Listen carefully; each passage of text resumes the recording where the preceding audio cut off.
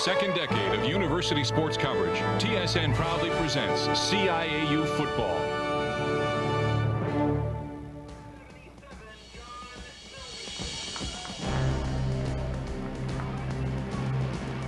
And the band will play on here at Richardson Stadium in Kingston, site of many great playoff performances in the past. Hopefully we will get to see one again today. The Queen's Golden Gaels hosting the Bishops Gaiters, two longtime rivals in the Ontario-Quebec Conference. Hi again, everybody, and welcome to CIAU football on TSN as the playoffs begin. And yes, the Golden Gaels are back after some dreadful seasons, and one guy you really have to give credit for the turnaround, their new head coach, Bob Howes, who served for so long as an assistant with the team, taking over for the legend, Doug Hargraves, who had 19 years leading the Gaels, most of them very productive, but unfortunately for him, his final two were not so good. After winning the national championship in 1992, Queens did fall on hard times, winning only twice in 93 and then only once in 1994, missing the playoffs back-to-back, but they're back now in 95, and it's not a ridiculous stretch to think they could be challenging for the national title once again. And once again, joining me, our analyst, Jamie Bone. Can a new coach make that big of a difference? Well, I think Bob Howes has made a great difference. He's instilled new enthusiasm into this football team. He set up the off-season training programs. He expected a lot from his assistant coaches, and that has transcended down to his team. This is a team now that is playing very, very well as a unit.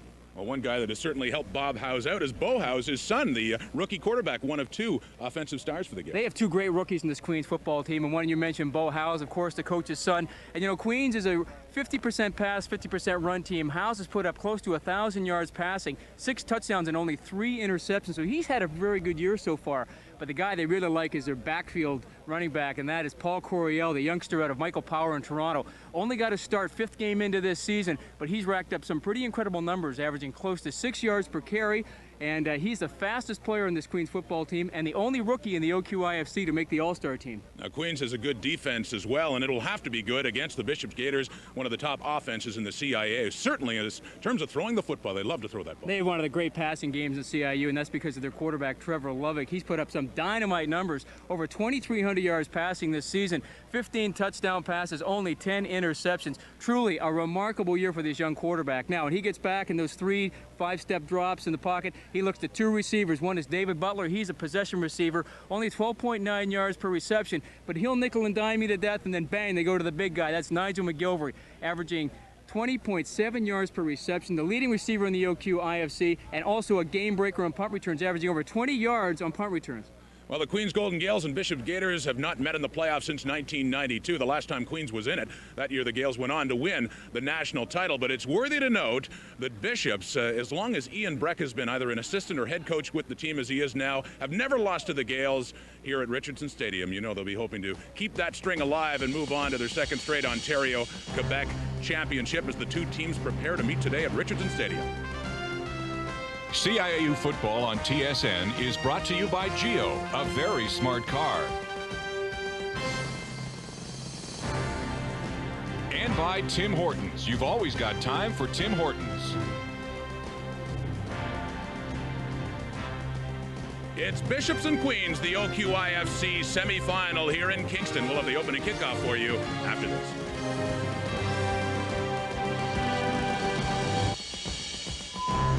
The Queens Golden Gaels and the Bishops Gaiters from Richardson Stadium in Kingston looking to advance to the Ontario-Quebec Championship and hopefully for one of these teams onto the Vanier Cup. That's what they're looking for.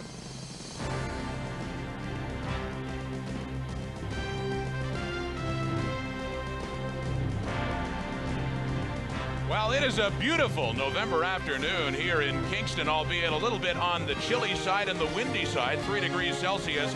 And look at that, 35 kilometers per hour. It'll be blowing from our broadcast left to right, and it could be a bit of a factor in this team.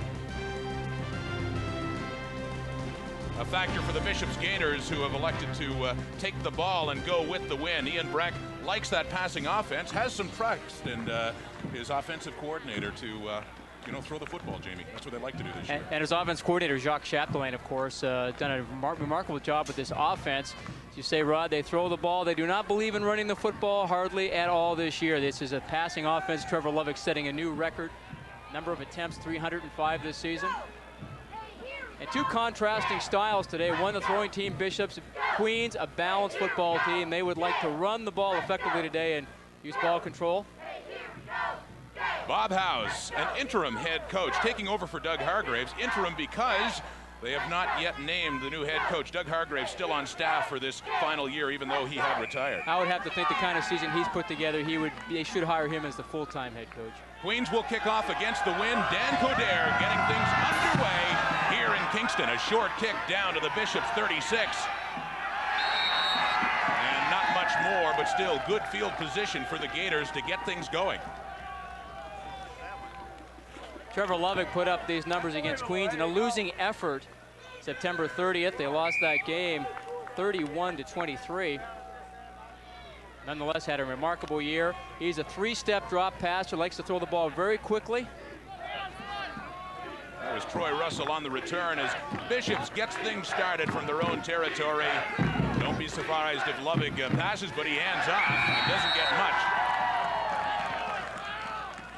But 2 yards over the middle. Offensive line for the Bishops Gators, relatively new, the veteran David Eilers, but they've done an excellent job protecting Trevor Lovick for the pass.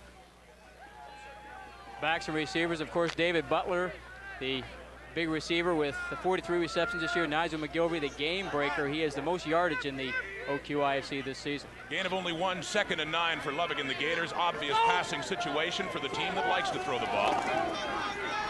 Lovick rolling right. Looks for Nigel McGilvery and has him, but he bobbles it. It is no good, and the Gators will be punting early. Okay, Queen's a little bit lucky here because they lost contain, and Trevor Lovick gets outside clean. McGilvery now goes down and gets into that hook, but you can see the field here, and that's going to be a problem today. It was very wet last week. The drainage, they've had problems with drainage here. It's very mushy. Chris Edwards, Jamie, Chris Edwards will like having the win. This has been a tough year punting for him, averaging just under 28 yards a kick. Special teams, of course, in the playoffs, always so important. Punting could be a big factor today. Queens has the edge. Edwards has to take advantage while he has that win. And he does not in this one. A short kick, and it will roll down to the Queens 40, about the 39-yard line. And taken there, returned up over the 45-yard line by number 21, Paul Greenhow.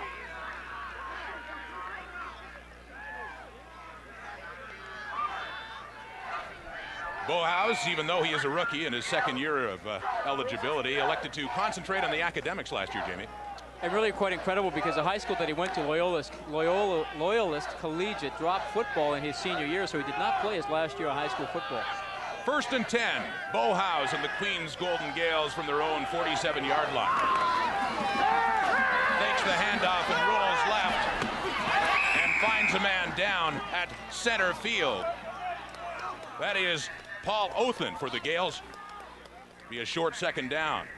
Offensive line for the Gaels, Big Ken Kirkwood, the leader there. This is an excellent O-line as well, particularly in run blocking. And the receiving core led by Rob Weir. He's a leading receiver with 30 receptions. And, of course, the dynamite freshman, Paul Coryell at tailback, and the fullback, John Taylor. And that is 2nd down. And 10 yards to go for the Queens Golden Gaels. This time they try run up the middle, and they do it successfully, close to 1st down yardage. That is Paul Coryell.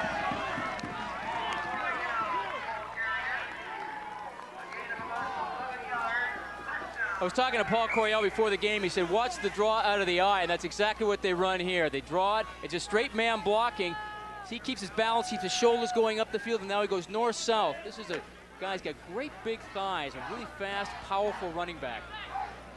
With all the ground game Queens has, the Gaels don't mind going against the wind as much, and look, especially in this first quarter against the wind, to be more running. They run again. It's Coryell again, right side. Picks up 3 yards on the play. It'll be 2nd and 7. The defensive line for the Gators, Eric Jodoin, a good one, the veteran in there. And their linebackers are really the excellent part. Francis Bellefoy, who is an all-star this year, probably is going to be an all-Canadian. The big key for the Gators defense, especially today.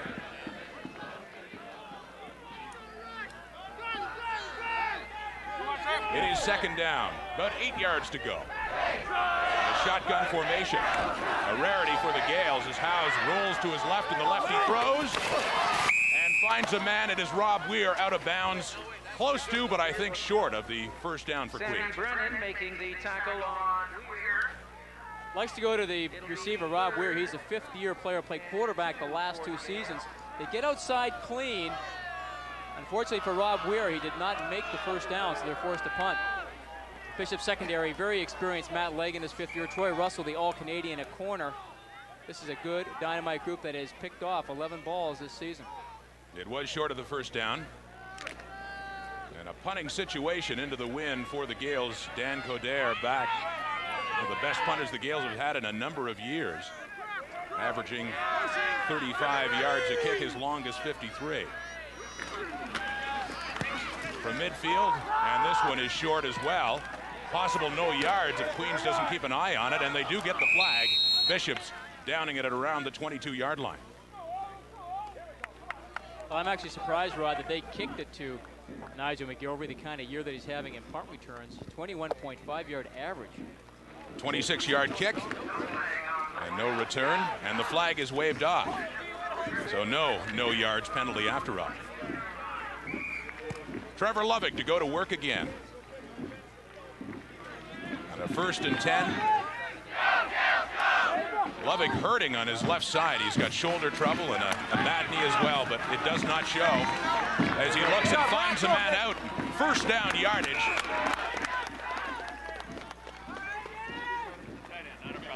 That is number 85, Stéphane Roy. The defensive line for Queens, Jim Maru, James Osborne, Kevin Buskey to stuff up the middle, and Carl Rasmussen with all the zone coverage.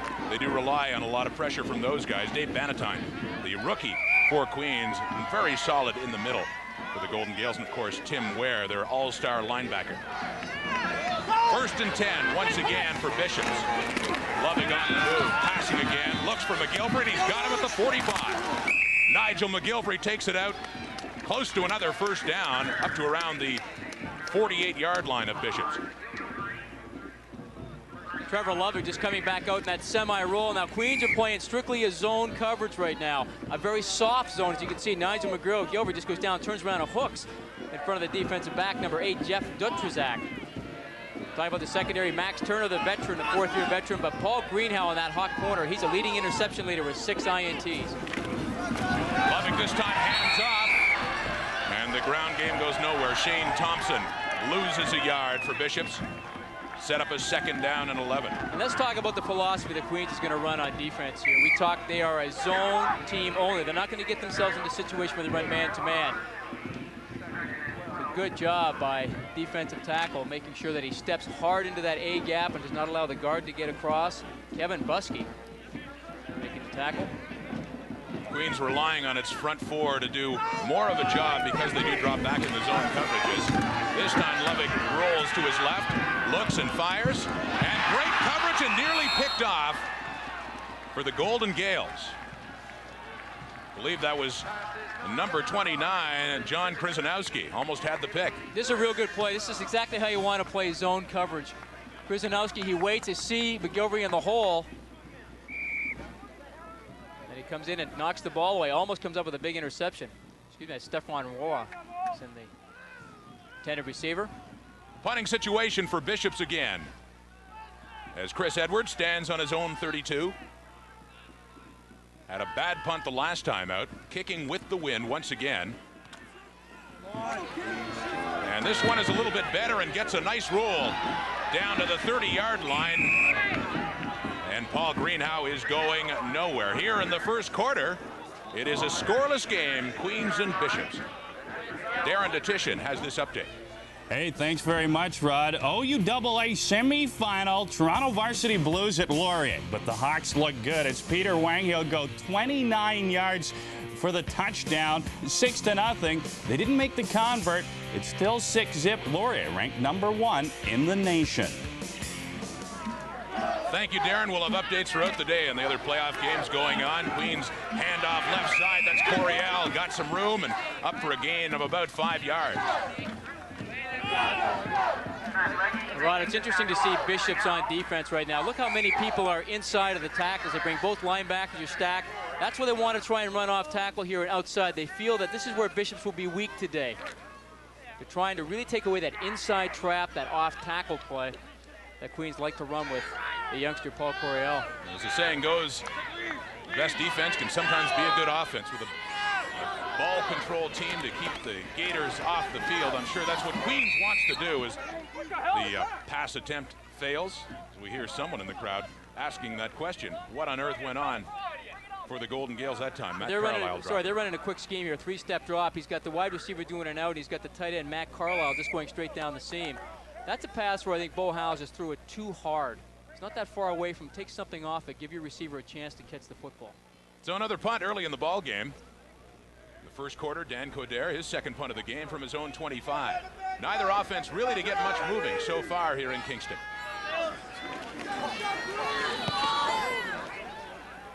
Bit better punt as well with the roll against the wind at the 40-yard line for Nigel McGilvery. Takes it up and over the Bishops' 51-yard line. It is 0-0, but midway through the first quarter. We'll have more in the CIAU after this.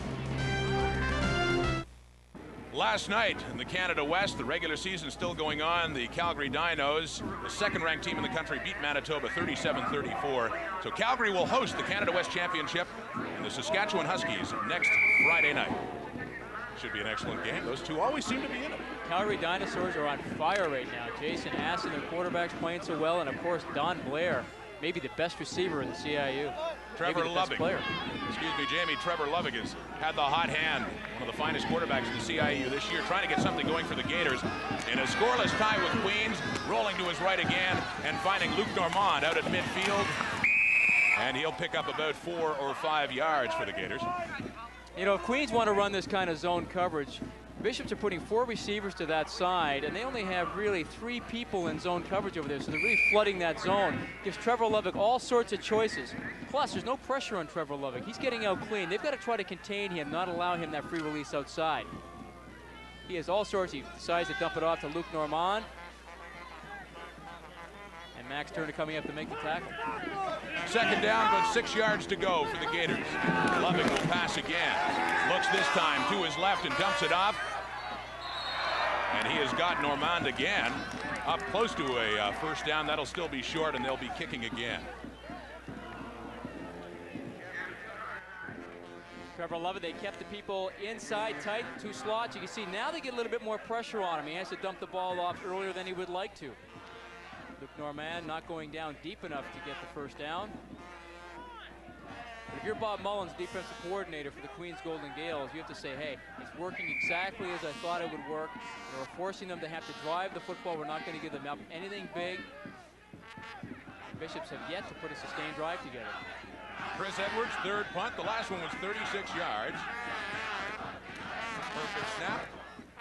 And this one is a little bit better as well, taking a roll and a bounce down at the 25. That's Paul Greenhow again. It's out of bounds at around the Queens 26-yard line, so the Gales are hemmed in a little bit further.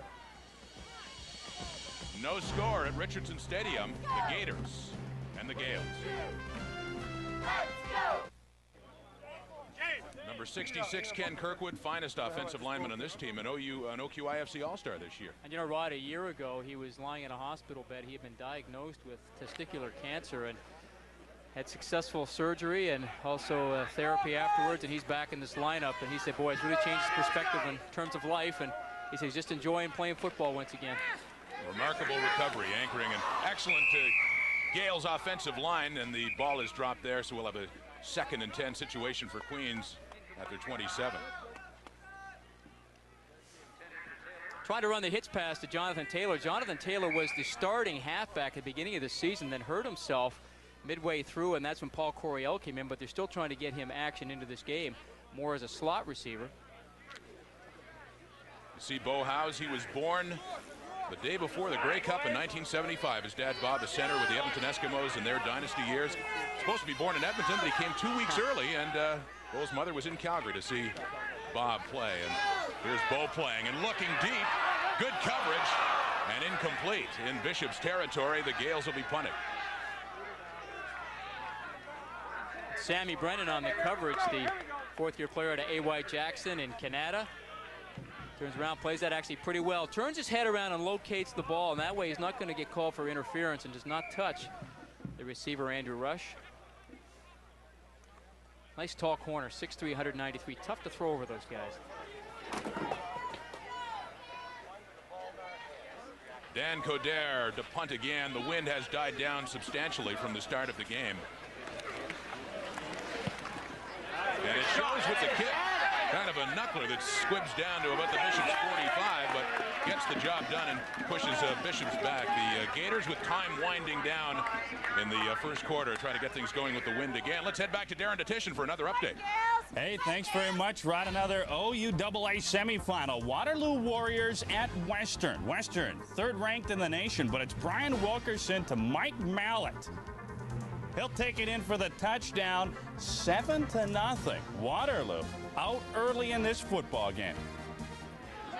Allow me to ask the Western alumnus, Jamie Bowen, what he thinks about that. I think Waterloo are a great football team. A short gain for the Gators. Well, you had voiced some concerns that if the weather was bad at J.W. Little Stadium, Waterloo with that great defense can certainly do something if they can get a lead, and they've got that lead. I think Waterloo are the most underestimated team in the nation. They look Trevor Lovick going back a little bit to the run game. Big fullback, of Shane course. Thompson. Shane Thompson. Also plays point guard for the basketball Gators. So sets up a 2nd and 9. And for this team, another obvious passing situation. That's what Lovick will do. And it is intercepted at midfield by John Krzyzanowski. He nearly had one earlier in the game. And he has it this time. That is his 4th interception of the year. Now the reason they gets picked off, Max Turner, the halfback, comes on a halfback blitz. You see, just comes into his screen. Lovick sees it, decides I got to get rid of the ball, instantly throws it before he wants to. And Krzyzanowski comes down with the interception.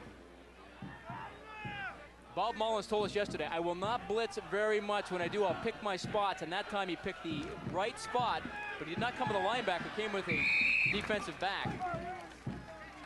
Handoff over the right side. Gain of 5 for the Gaels. It's John Thielen, son of Dave Thielen, who had some great years with the Ottawa Rough Riders. Also played with the Argos, I believe, if not mistaken, in the latter part of his career. Matt Legg and on the tackle. Legg, another OQIFC all-star for the Bishop's Gators, and they have several. 2nd down, 5 to go. Queens up the middle again. This time Paul Coryell, and gets close to 1st down yardage. The Gaels keep it on the ground.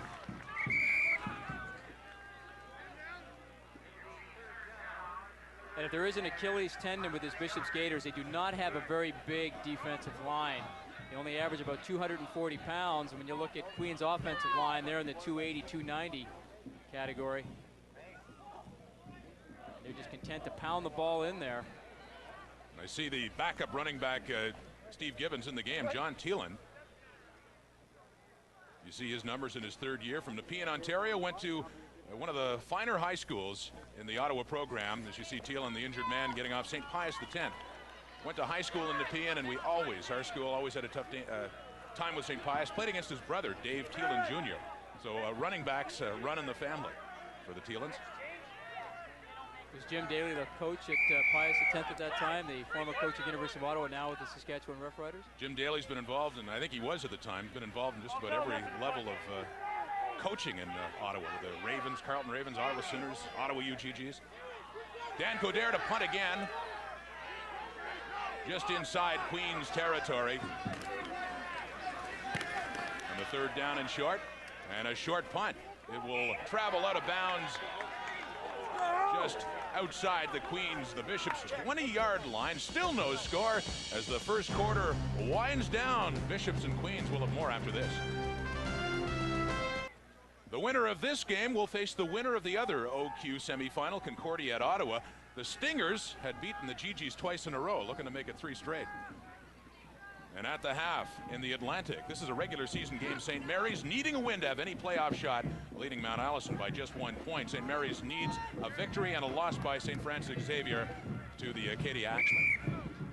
Look at the defensive coordinator for the Queens Golden Gaels, Bob Mullen, there for a long time. This is 14th season, and learned from great defensive coordinator John Thompson, and learned well.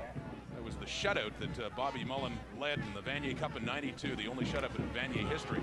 Queens beat St. Mary's. Here's a first down for the Bishops Gators, and a fumble, and it looks like Bishops has got it back. That's the early indication right now, as it bounced around on the turf. It was Michel Morin who dropped the ball, and yes, Bishops did get it back. Trying to run the trap draw. Now Morin pounces it outside, and right there the hit by Max Turner once again puts his shoulder pads right on the ball, and it pops out. Now the mad scramble, and Bishop's lucky to get this football back. Watch Max Turner, 17, put his shoulder pad right there on the ball and pops it out. Bishops has already turned it over once, nearly a second time. Lovick looks to pass again, looking for Dave Butler, and he's got him out at the 35-yard line, and a first down for Bishops. Well, that's how they like to use David Butler. Take him down the field. He's a tall receiver, 6'3", 198 pounds, and then they turn him outside, and Lovick puts a ball right on the line and does a nice job to keep his feet in bounds. At a Winston Churchill Secondary School in St. Catharines. His 5th and final season. 1st and 10. Gators trying to get something going. Towards the end of this first quarter, they hand off left side, and it is short yardage. It'll be 2nd and long. Shane Thompson with the carry now. 20 seconds left in the first quarter. Well, the Bishop Gators, Jamie, a heartbreaker last year. They won the Ontario-Quebec Conference, wound up losing to the Western Mustangs. I remember we covered that game at the half. Bishops led Western 24-9, wound up losing it 41-24. 2 different games last year, the first half and the second half. Lovick passed the daylights out of the Mustangs in that first half, but then they shut him down. Bishops looking to get back. And Trevor Lovick looking just to get away from the pressure of the Queens front. He does not, and loses yardage. And once again, at the end of the quarter, the Bishops drive stalls. The Gators will be punted. As we head to break, the second quarter coming up. Still a no score. Queens and Bishops, the Q-OIFC playoffs will continue. Through 15 minutes of play, it is as close as it can be here at Richardson Stadium. No score. Bishops and Queens. The Gators about to punt, this time against the wind. Chris Edwards didn't have too much success with the wind. This time he is against it, and it is picking up a little bit now. His average coming in 27.9 yards. And this isn't bad. This might be his best punt of the day. Paul Greenhow chasing it back and out of bounds at the Queens 36. Go figure. That's a great punt against the wind. The wind is starting to pick up again here in the beginning of the second quarter.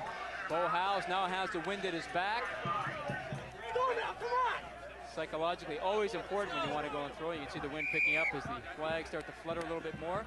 I would have to say, Rod, right now, this is a moral victory of sorts for the Queens Golden Gaels to get out of that first quarter without any points being scored against them when Bishops had the win. Well, there you see the Gators, you'd expect them to have more passing yardage. You'd expect Queens to have more on the ground just like that. Pretty close in net yards, though, and that one turnover, and even equal in time of possession. All showing up in the scoreboard. It is scoreless. And it is Bo Howes looking to pass, and he is in trouble and just throws it away as Rob Weir takes an extra shot after the ball was down. And a flag on the play. The All-Canadian Troy Russell, Jamie. I'll tell you what, if Bo Howes had have seen Paul Othen, he ran right down the middle of the field and Aaron White didn't see him. That would have been 6 points. But Rob Weir, he's trying to dump the ball off now, and Rob Weir comes up. And Troy Russell, who's the All-Canadian corner, and you know, I really like his style of play. That's unnecessary, and that hurts his football team, but he is an aggressive, hard-hitting, tough football player. We saw him last year in the Churchill Bowl. He was a very, very intense player. They moved the ball after Queens had huddled up, so they got a nice 20, 25-yard jaunt to get up to the line of scrimmage now.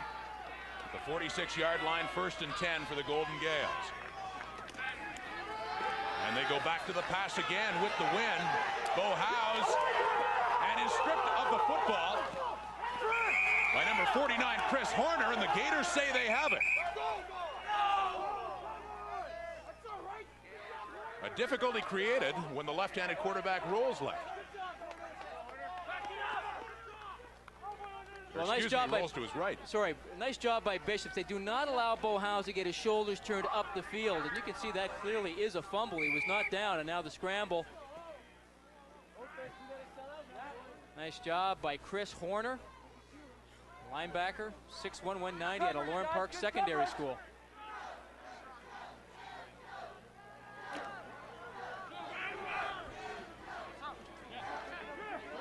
Bo Howes gets his own fumble back. It was a fumble, but Queen still does have it. Bo Howes again looking to pass, and it is picked off. Bishops at the Queen's 45. Matt Legg takes it, and this will be the best field position for the Gators of the game. Now Queens are trying to run 3 receivers down on the left-hand side, and Legg has got the short flat responsibility, but when no one crosses his face, he continues to go down the field. You see, he normally would expand out to the right, but no one crosses his face. He just keeps dropping back, and Bo Howes looking at his receiver the whole way. Matt Legg, he's a 5th-year player. He just watches the quarterback's eyes and comes up with a big interception. Here comes Trevor Loving and the Bishops Gators. Inside Queen's territory as he rolls to his right. Looks deep downfield, double coverage on, and it is still close.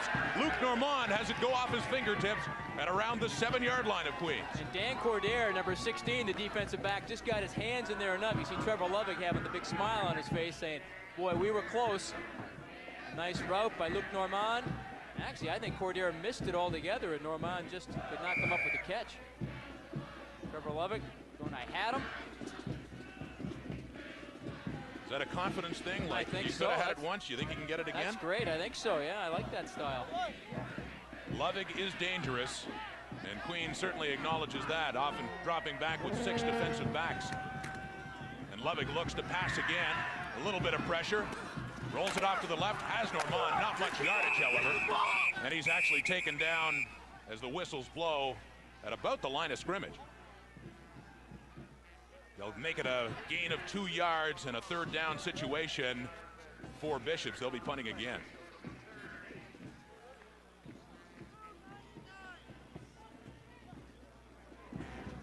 Normand taking a few hits from Queens. He'll have a couple of yellow marks in his helmet after today's game. Chris Edwards had a good punt last time into the wind. Another one like that, he'll have a chance to put the Gaels much deeper in their territory. Paul Greenhow back for this one. High snap. Edwards gets it away. It is much shorter this time, however. Rolling out of bounds at the Queen's 20-yard line. And you can see Chris Edwards just losing his footing when he goes to kick. He's a left-footed kicker and falls on his back. Second quarter here in Kingston. Still no score between Queens and Bishops. The punters have been busy here at Richardson Stadium, especially Bishops. Chris Edwards. Jamie, you had a tough one on that last one. The footing seemed to be a little hard for him. Well, we talked about how bad the field is. Now, Chris Edwards is a left-footed kicker. Watch his right foot. Just slides out. Boom, that's why he didn't get off the very good kick. It's really soft in the very middle. They said they had some tile problems, that they think that the drainage tiles have broken and there's clay underneath and the water will just not drain through this field and therefore it collects. And they said they've had a lot of rain here this fall. An out-of-town score, the Ottawa U GGs leading Concordia now 14-0. Ottawa U had a great start, really fell apart in the second half, but looking to move on to the OQ final. And so are these two teams, still scoreless in the second quarter. That's Coryell going to his left side, a gain of about 2 or 3 yards. Had a chance to talk to Paul Coryell before today's game, and I said, you've been averaging 25 carries per game. He goes, yeah, I wish it was 30. I just want him to continue to give me the ball all the time. I get stronger as the game goes on. He's going to have a great career in CIAU. Well, strange as it seems, with the wind blowing from left to right on your screen, you would think most of the play would be the other end of the field, but not the case. In this quarter, Bishops having Queens hemmed in. It was just the opposite last quarter. As Howes throws again and has a man, and it's Rob Weir for a first down at the 40-yard line, Queens. It's a nice job by Rob Weir, the veteran 5th-year receiver, number 12. Who's down against Troy Russell. They're just playing a zone coverage and a nice pass over Carl Villeneuve, number 2. Rob Weir keeps his concentration and comes down with a nice catch. They say it's a shame in a way he had to try his hand at quarterback the last couple of years because he missed the experience as a receiver, and that's really his more natural position. House to throw again. Not as much running for the Gaels. This one falls in front of the intended receiver, Weir, again. Incomplete for a 2nd and 10. And you can see the advantage having a big offensive line, what it can do for your quarterback's confidence. Bo House is in the pocket, literally untouched right now. No one's getting any pressure on him whatsoever. So being able to sit back there, take a look around, and not have anybody bugging him while he throws the football. Only 2 of 9. Which makes me wonder why Queens is throwing the football so much when the ground game seemed to be working. And that is more of their bread and butter. This time they do hand off in 2nd and long. Pick up some yardage, but not enough. The Gaels will be punting again. If you would have told me before this game, Rod, that with 9 minutes left to go in the 2nd quarter, that there would be no score, I wouldn't have believed you. I thought these 2 teams could put the points on the board. Well, they met back in the 4th week of the season in Lennoxville, Quebec, and Queens won that one. A score of 32-21, but that was Bishop's turnaround. That was their wake-up call. You know, the Gators haven't lost since then. They went to 1-3 and then won 4 straight heading into this playoff game. Bishop's has really turned it around. Dan Coderre to punt again from his own 30-yard line. Better kick with the wind. Chasing McGilvery back to his own 25, and he is caught, not getting much more. The 26-yard line. Bishops is finally hemmed in a little deeper. Once again, another update from Darren Detition. Hey, thanks very much, Rod. It's the Laurier Golden Hawks. They hit it again at home. Kevin McDonald, he'll take the snap, drop back to pass, the pump fake. Then he'll go deep to Andrew Scharsman. He'll make the grab. He'll dance into the end zone, and it is now 15-0 for the #1 ranked team in the nation. If all things stay the same and you get Laurier and Waterloo, Tuffy night against his old team. He's trying to bother the guy from Western here beside me. It's early yet. Hand off to, pitch out rather, to Shane Thompson. Picks up about 5 yards on the play. Shane Thompson, one of the products out of the Sage Eps in Montreal, attended John Abbott. We talked about his basketball exploits with the Bishops Gators as well. Point guard averaging 5 yards per carry this season. You see Lovick's numbers passing much better than Howe's. 60% completion rate. Be a lot more where that came from, especially with a score like this. And Lovick this time has his man Stéphane Roy slip and fall, and it falls incomplete, and the Gators will be punting again. And let's put those numbers into perspective here for Trevor Lovick. And throwing the ball out here, that was just not a very good throw, and Trevor Lovick knows it. Trevor Lovick only has 46 yards passing so far in this game. He was averaging 307 yards per game. So well off of his average. $2 and a kick. Once again, we've seen a lot of this today. A punting display between the Gaels and the Gators. Neither offense able to sustain much of a drive. Edwards to punt from his own 20-yard line. And Greenhow takes it up around midfield. Meets a wall of white and purple and is driven back out of bounds. But you can see right now, Rod, Queens is starting to win that game of field position. Oh my goodness, they came. Thank goodness. We'll have more after this.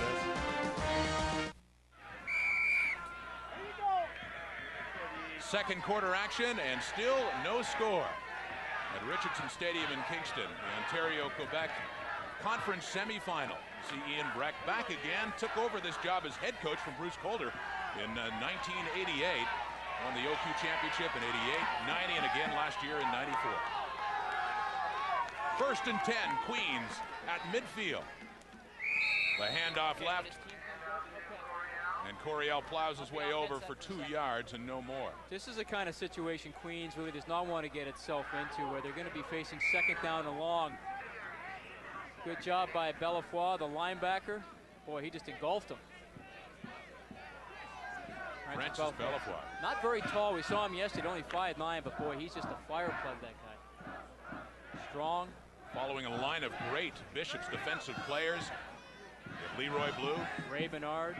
Joel Kruzich last year in All-Canadian that they lost. And Paul Connery as well, another All-Canadian. The Metris Trophy winner last year was not that. This pass is incomplete. at the Bishop's 40-yard line on a 2nd and 8 situation intended for number 1, Andrew Rush. And this is not good news for Queens. Bo Howes is down. And that is his throwing arm that he's holding, his elbow. Play action pass, gets back in the pocket, looks right. Now he tries to come back left, and it's Jim Georgitsis, linebacker. Comes in and drills him. And Howes is still down on the ground. And if it is indeed Howe's left arm, it looks like his helmet was just buried in around the area of the elbow. That's the only thing I can imagine that would be hurting him. The backup quarterback for Queens is Dustin Falshear, who has thrown 45 passes this year, completed 15 of them for 228 yards, 2 touchdowns, 2 interceptions. Got a bit of experience, but this would be a big blow to the Gaels.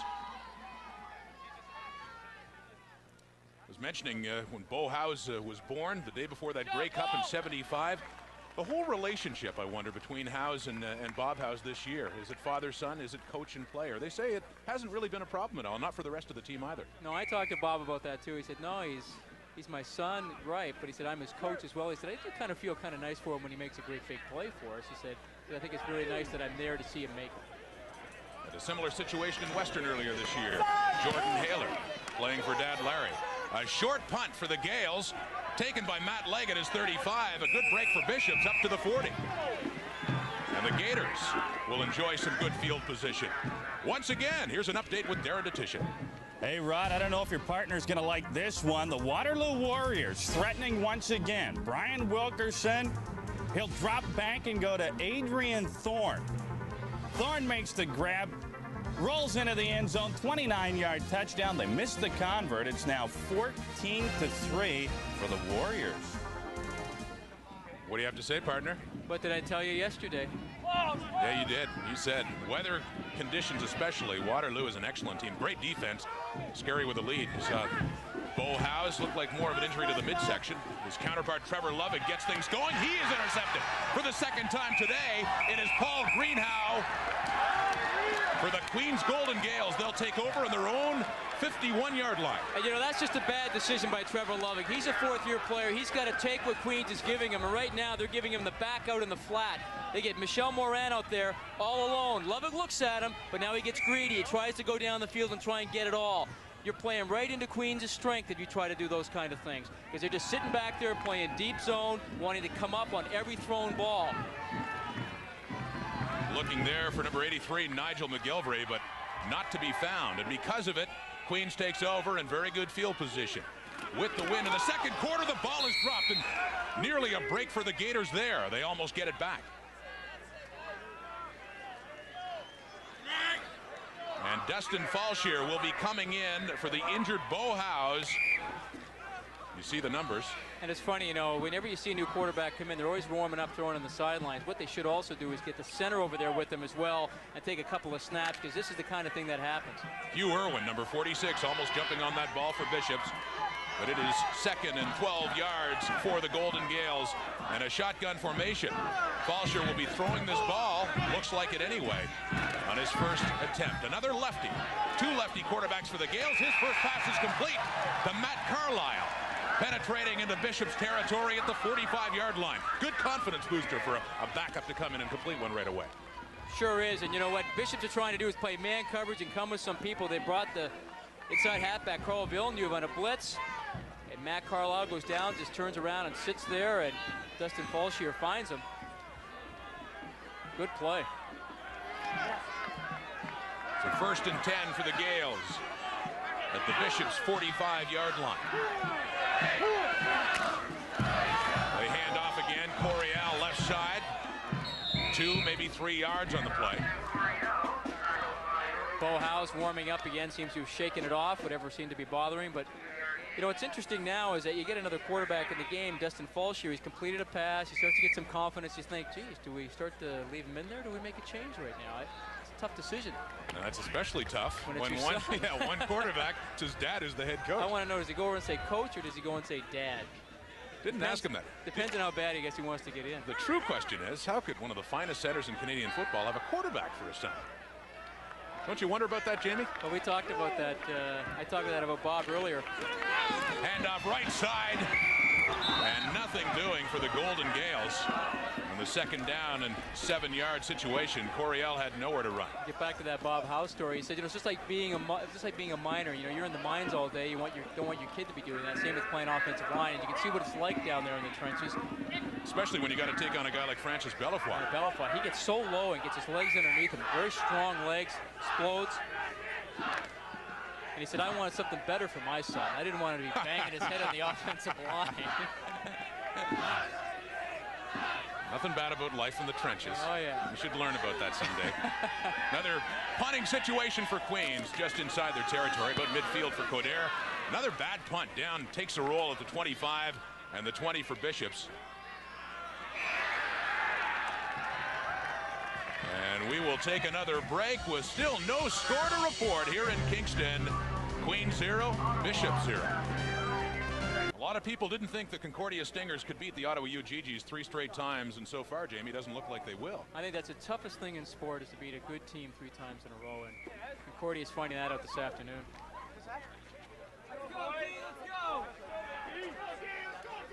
The winner of that one, of course, plays the winner here. Could be Trevor Lovig and the Bishops Gaiters, starting out at the 25-yard line. And they will run the football. Shane Thompson, right side, once again, short gain. Defense has been strong for both teams so far in this one. They've really played well, and I think for Queens especially, they've stayed with that zone. They've been very, very patient. They'll give Bishops the underneath routes as Bobby Mullen sends in the signals to his defense.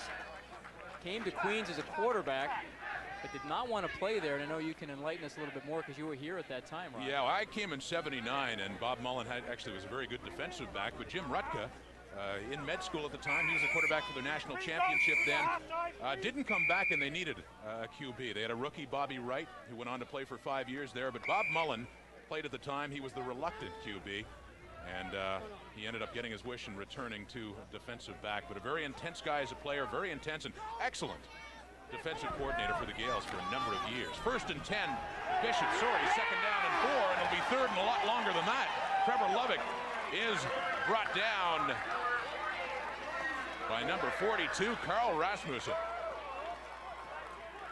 Pardon me, number 48, Tim Ware on the play, but the first time they have gotten to Lovig on the day. Well, all the backs get out of the backfield, and Tim Ware actually stumbles a little bit, but then he catches his feet and comes around, and Lovig's surprised to see him, thinking that there wasn't any blitz coming at all.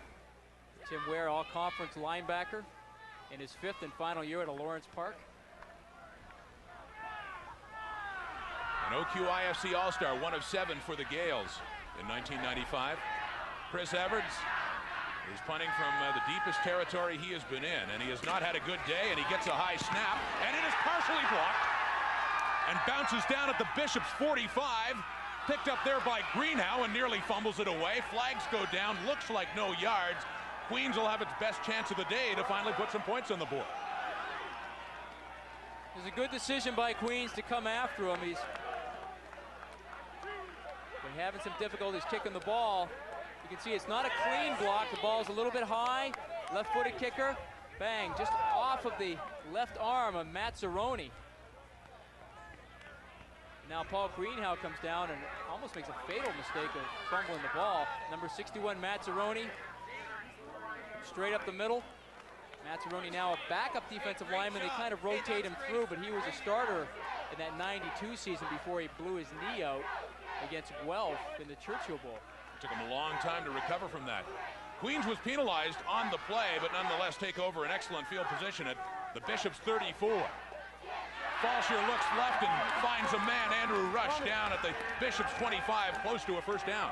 And you think about how they've utilized Rob Weir. He's had 30 receptions. The other receiver, Andrew Rush, coming into this game only had 3. That's his 4th reception of the year. Falshier putting it out, nice catch. Gets his shoulders up the field. This is the kind of situation Queens likes to see itself in. 2nd down and short, because they can do so many things. They can run inside trap, they can run bootleg on you. Gives them all sorts of options. Falshier still in there on a 2nd and 2. Fakes the handoff. Little play action. Looks to take off himself, and he will not have the 1st down. So Queens will still have the chance to put some points on the board, but it'll be a field goal attempt.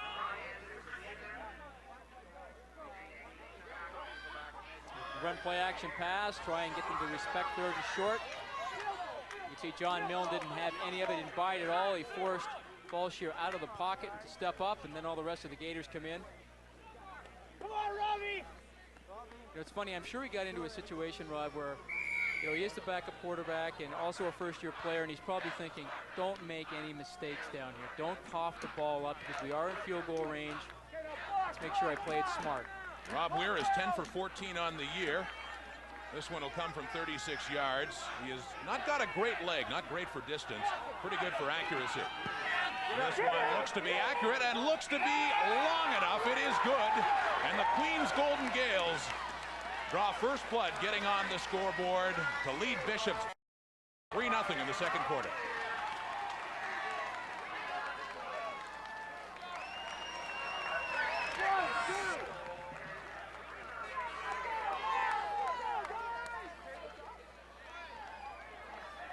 And the way this game has gone, Jamie, 3 points are very big points. In a defensive struggle.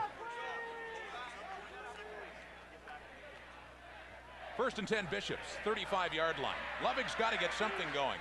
One of the finest passing offenses in the country, but not on this day. Queens has done an excellent job of shutting him down. Sends 3 guys right and has to scramble around and dump it off, looking for Michel Morin. Incomplete. And I'll tell you what's causing Trevor Lovig all sorts of problems. Not only are they playing very good zone defense, and you have to play very well as a unit, but you just take a look at the defensive ends at Queen. Jim Aru and Carl Rasmussen. Aru is 6'3", 198. That's not very big, kind of thin. Rasmussen, 6'2", 212. They are not big people, but they're quick. They're against offensive tackles that are substantially bigger, and they just cannot hold those guys out getting around the corner. They're getting around the corner. Lovig's forced to kind of pull it up and then try and find a secondary receiver.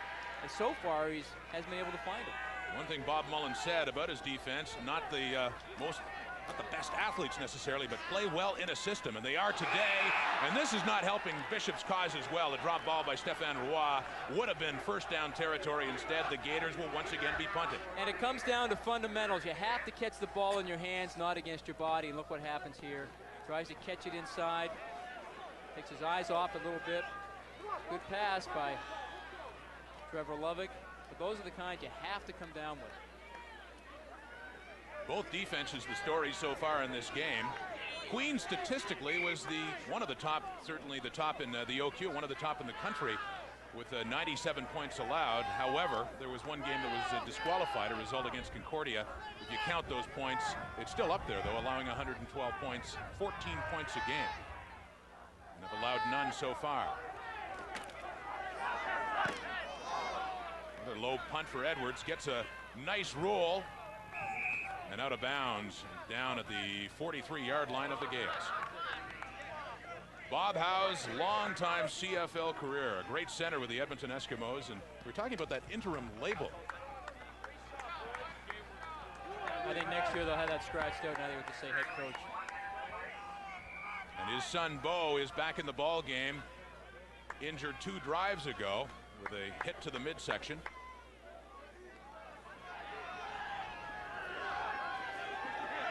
Queens drove for a field goal its last time out, taking advantage of a partially blocked punt. This time they start in their own territory. And once again they throw the ball, and it is John Taylor for a long completion into Bishop's territory at the 47-yard line. Taylor was the one who had the starting halfback job, but then when he went down, Paul Coryell had his chance to shine and move in. And now they're using him as a receiver all sorts of time. Now he gets his feet set, finds a receiver, goes up nice and high and catches the ball at its highest point. If he waits for that ball to come down, he's not going to catch that. Never's going to be there. First and 10 for Bo House. Finds another man over the middle. Lots of room, and down to the Bishop's 22-yard line is Matt Carlisle, number 78. You ever wanted to question Bo Howe's arm strength? You saw it right there. He just drills this one right into Matt Carl. Now he makes a nice move right here. Bam. So safety falls down. Aaron White gets up the field. Matt Carl out of Maitland, Ontario. Also played at Concordia University before he came over here to Queens. Had 11 catches on the year for 221 yards. But a big average. There's 20-yard average, so you can see how they use him. They use him in that kind of a situation where They run the ball, throw to the outsides, and then bang, they hit him down that middle seam as the safety starts cheating to the outside. 38 seconds to go until halftime, and it is as defensive as you can get in a football game. 3-0. Queens leading it, driving for more, and within field goal range of Rob Weir. Bo Howes in the shotgun formation. Looks like more passing for the team that had a good reputation running the football. Howes looks to the end zone, and it is a touchdown. Queens Golden Gaels, number 1, Andrew Rush.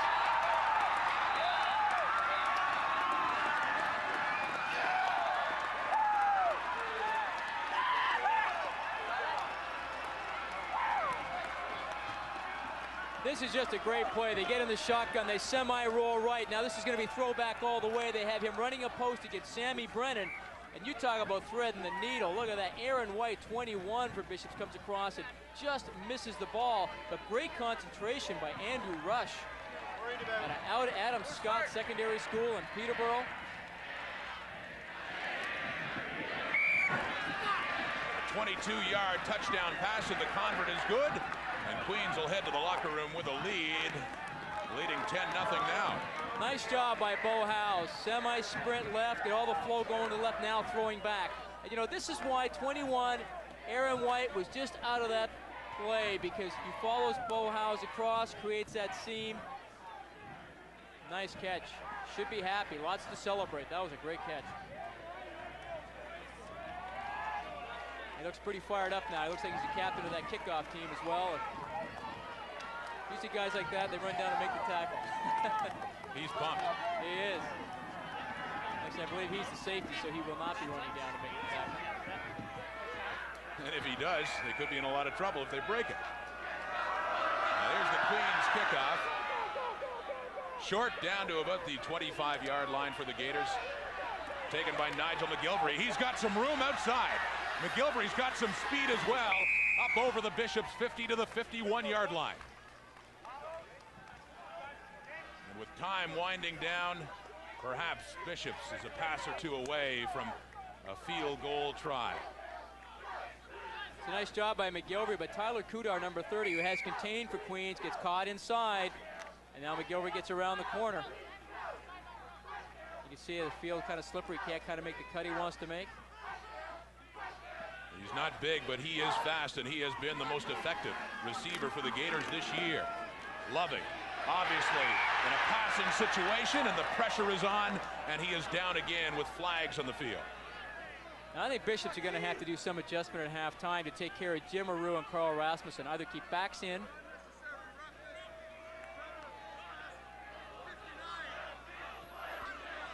James Osborne, number 59, is called for the face mask. A good break for the Gators. Take a look at the ends. They're just getting so much pressure. Working up the field, and Lovick just cannot get out of that pressure. The defensive ends force him up inside, and you've got James Osborne and Kevin Buskey, the two defensive tackles. At the Queens 44, Lovick needs one more completion to set up a field goal, and won't get it.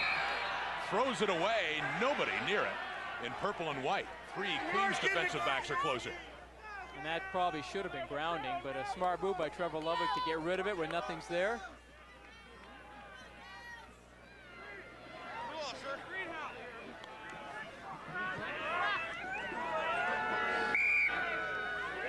Second down. The referee, Terry Tremblay, from Orleans, Ontario. 12 seconds to go on the clock in this first half. The Gators looking to salvage something. Down 10-0. Lovick to pass again. Looking and picked off once again with flags on the play. He wanted Dave Butler, and that was intercepted. And once again, Queens content to play in that deep zone. Giving the underneath. Trevor Lovick throws it up. It's covered. You see the face mask there, David Butler. On Andy Miners, who got the interception. Grabbing a face mask, number 3, Bishops. First down. When Bob Mullen said, that the Gaels would be going to a 4-2-6, that 6th DB is Miners in there. Well, he's really come up with a very good scheme. I think what Bishops will have to do at halftime with Ian Breck and Trevor Lovick, they're going to have to say, listen, Queens are giving us some things underneath. We have to be patient. We have to continue to take what they give us. We cannot force any footballs in there. We've tried to force them in this afternoon, and we've thrown 3 interceptions. And they will just down it and let the time run out in this first half. And apparently they cannot do that because the clock is finally started to tick down. And this will definitely be the last play of the half. Queens quite content, as it should be, with a 10-0 lead, the way defense has dominated so far in this football game. Down goes Bo Howes, and into the dressing rooms go the Bishops Gators and the Queens Golden Gaels. The Gaels leading the Gators 10-0 after 30 minutes of play. We'll have more CIAU and TSN after this. Queens University Golden Gaels, and a little bit of a reason to celebrate, although with only 10 points in the whole game at halftime, still lots of football to be played against a very explosive Bishops offense. Well, we mentioned before this game began that Queens won a Vanier Cup in 1992. It's when Queens is playing well that I suppose you see more of the tradition and hear more of the celebration. I know when you went to Western in those days, it was the same thing. That's right, Rob. But, one of the things, I went to Western, I was a quarterback. And, quarterbacks are treated quite a bit differently than offensive linemen. And I know you were an offensive lineman here at Queens. Tell me about some of your experiences. Now, first of all, I saw 2 quarterbacks, Bob Wright, and I saw another quarterback walking around here named Bob Mullins, and both of those guys were limping. Now, is that any indication of how you played offensive line when you were here at Queens? Yeah, I don't really know much about that at all. Oh my goodness, yeah. Well, now you see why I shaved the mustache off. Well, actually, you look like a wide receiver there. There you are wearing number 64. And Rod, I think those face masks, I think they've been retired to the Smithsonian Institution. Right now, there you are in a good stance.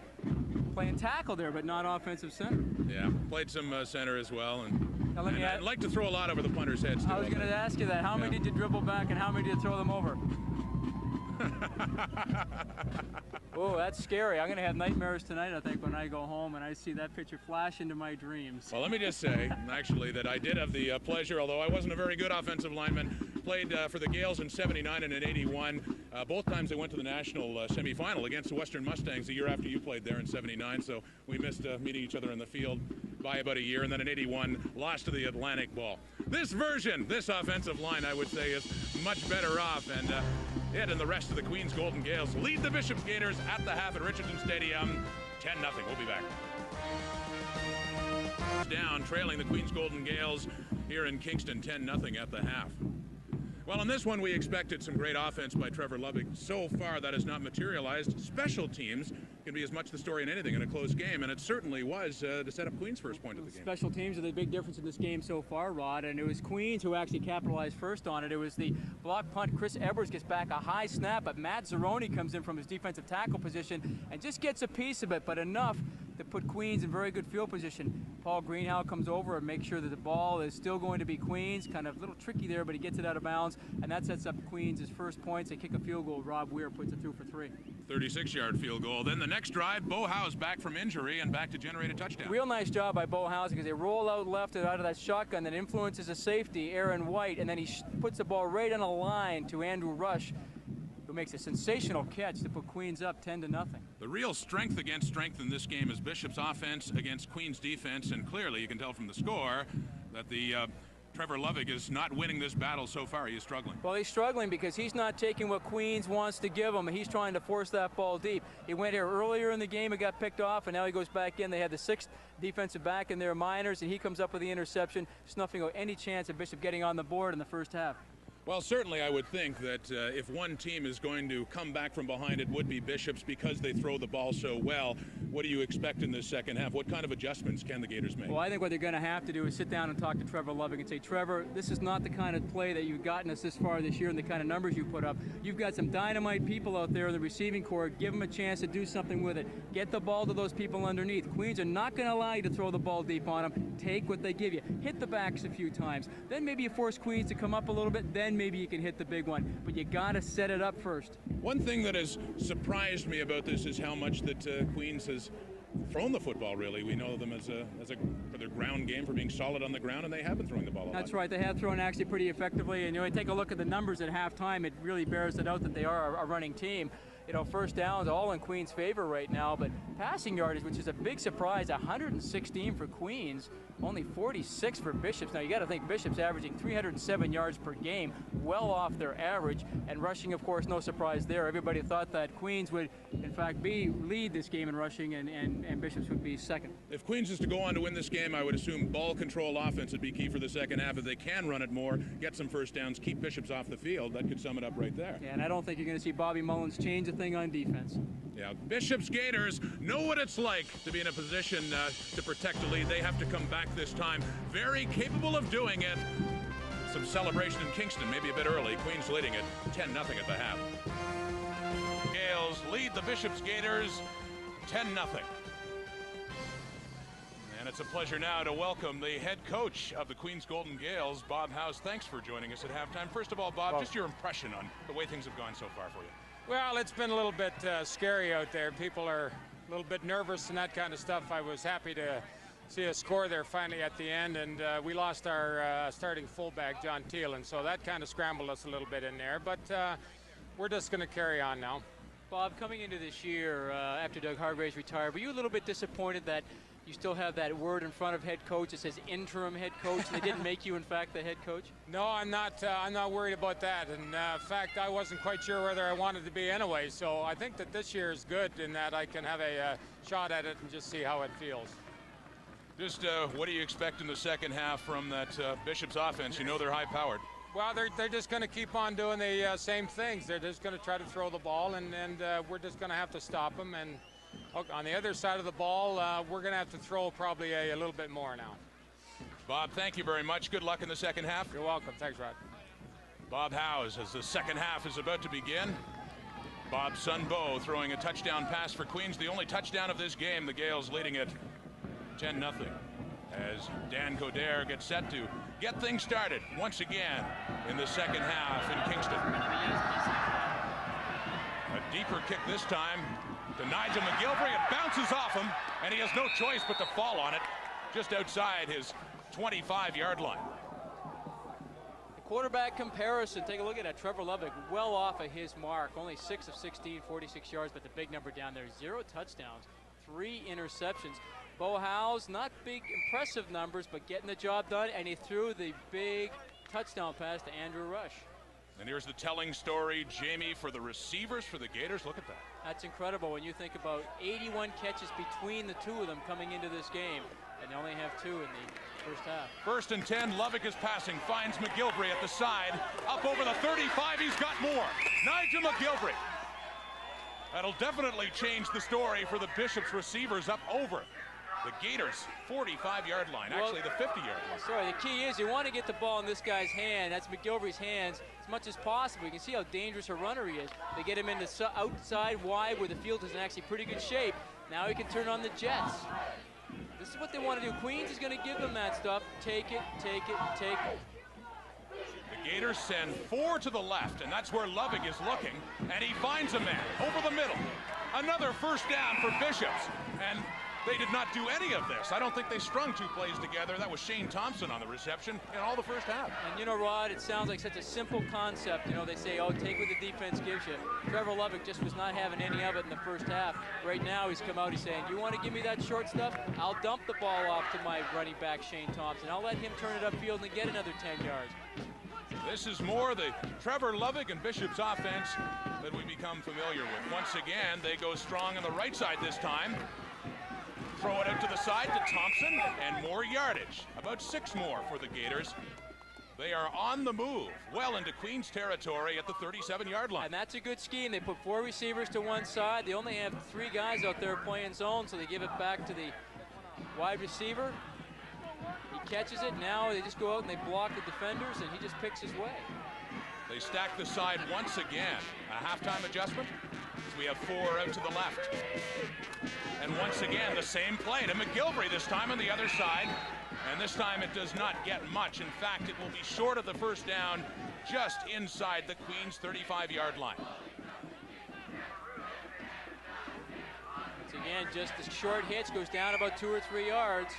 Come on, guys, come on! Nice block by Shane Thompson, but McGilvery can't get the first down, but here they go for it. 3rd down and short, 3rd down and 3. Interesting decision. Down by only 10, but they will go for it, and they will hand off. A big surprise, but Queens didn't seem to be surprised. The Gaels will take over on downs. And I guess the feeling was it was far enough that a field goal would have been very difficult. Well, you hate to second guess the coach, but the point is, you get down this far by throwing the football. That's what you're known for, throwing the football. That's what you feel comfortable with doing, throwing the football. Yet you try and run it, and they've been unable to run all day against that Queens defense. Just a great job by the Queens defensive line. Shutting off the blockers. Bishops did enough to be encouraged, I would think, the way they move that football.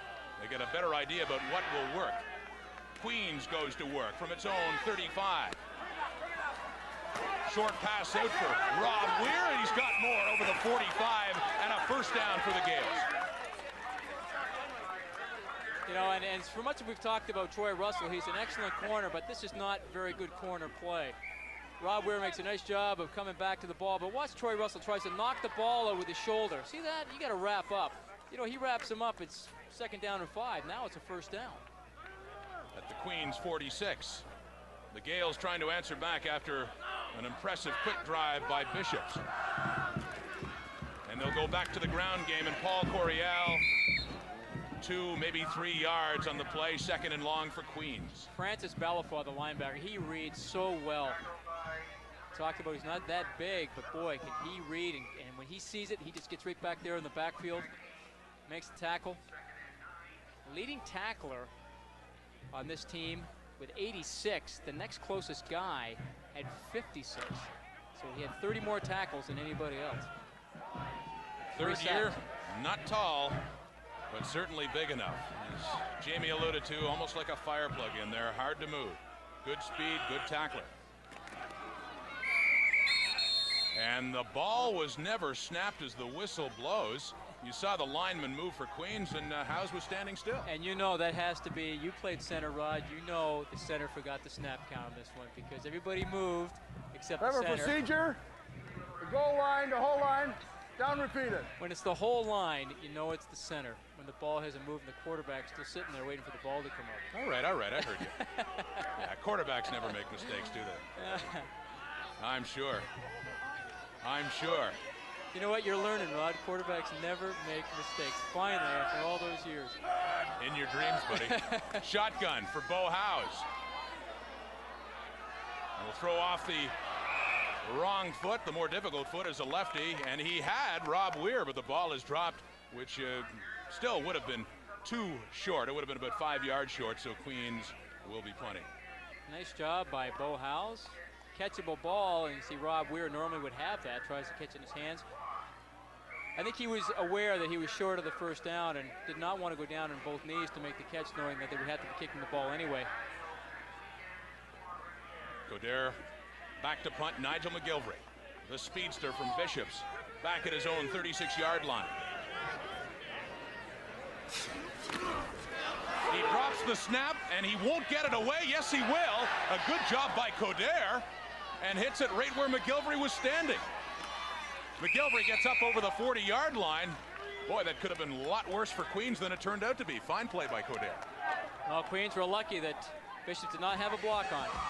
Bishops will try again when we come back.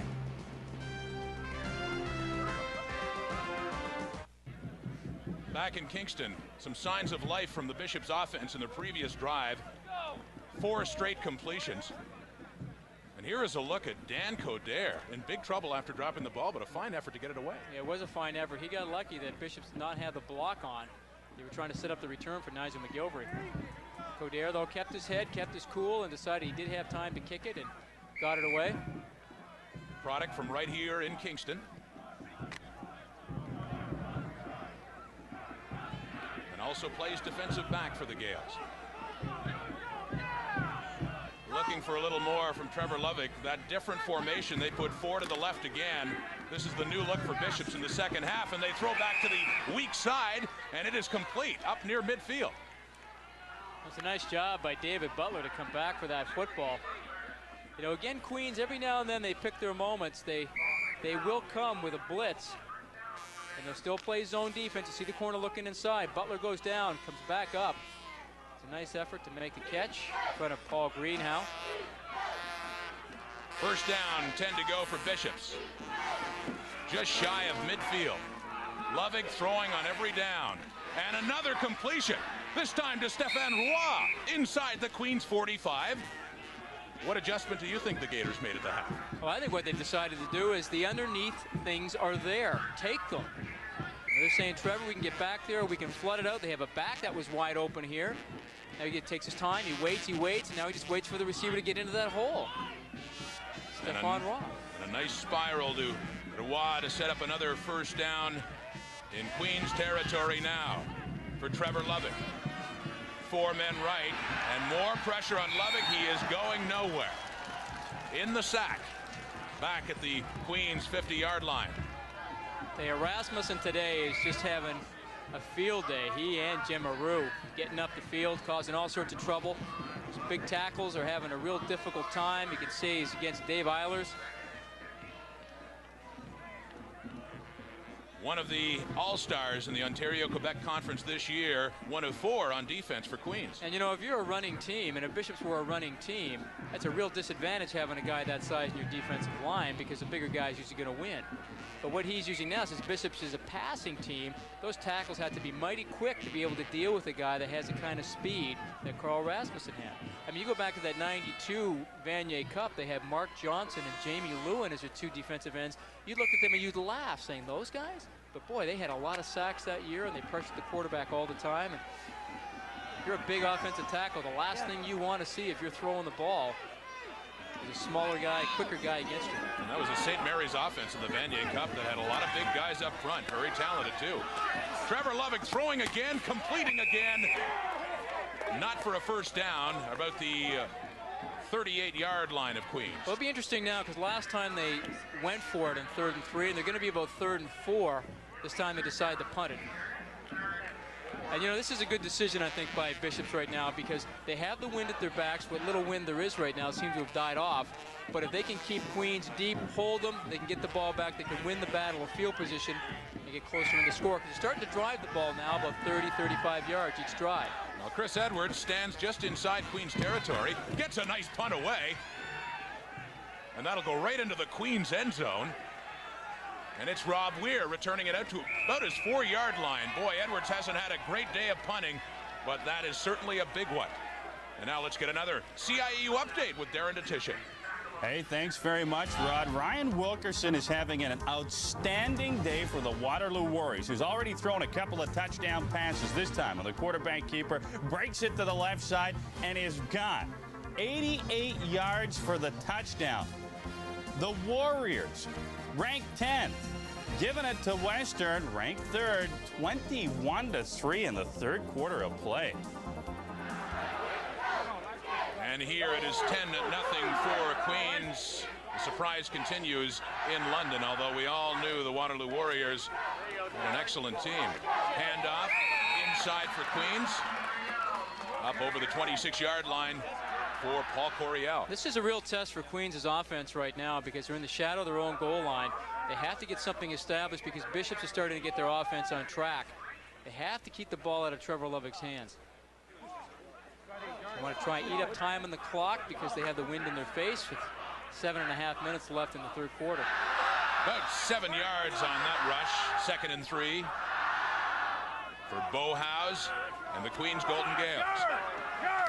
They'll run it again. Coryell again. And not a first down, picks up maybe 2 yards. He will be just shy of the 30-yard line. He had to get to the 30 for that first. It's a good job by Bishops. They're trying to run toss where they reach with all the offensive linemen, lead with the fullback.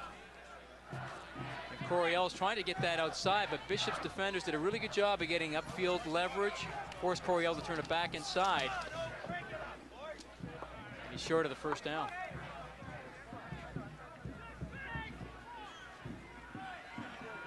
Nigel McGilvery back again for Dan Coderre. Last time Coderre barely got it off when he dropped the snap. Handles it cleanly this time and gets a good punt away himself. The punting has improved as the afternoon has gone on. McGilvery chased back. They do the reverse. Luke Normand takes it from McGilvery. He's got lots of room on the right side. Up past midfield. The 45 and down across the 40-yard line of Queens. They pull out the bag of tricks. Good news for Bishop. We're staying, Rick. We're staying. It's a nice job by McGilvery. Fields it on the fly. Now Normand, you can see defenders going down, realize that Normand's coming around, but now they get the wall set up. Normand gets outside, and there's lots of room. It's a nice job of running with the ball, getting it up into great field position for Bishops. Once again, a significant play on special teams. How significant? We'll find out in this drive. The way the Gators have been moving the football, this could be very significant. 1st and 10. Lovick finds a man down near the 25-yard line. Stéphane Roy steps out of bounds at the 26. Unusual for Bishops in this formation. They came out very balanced against Stéphane Roy. They go inside. Now watch, he turns out. The ball's thrown perfectly. Beautiful throw. Lovick looks more composed this half as well, gaining confidence with each pass, and this one is complete as well. Down at the 17-yard line of the Golden Gaels for number 3, Dave Butler.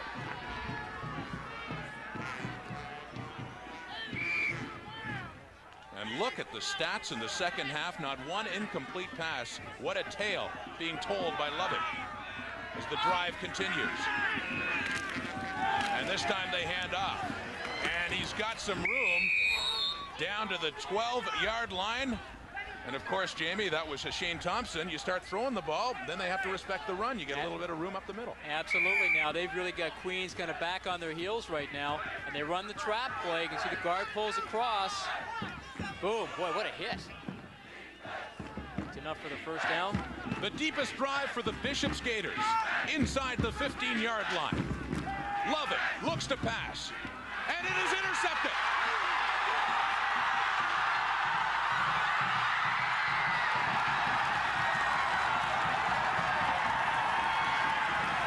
Max Turner, the veteran, who was in the 1992 Vanier Cup with Queens, the biggest play of the ball game so far.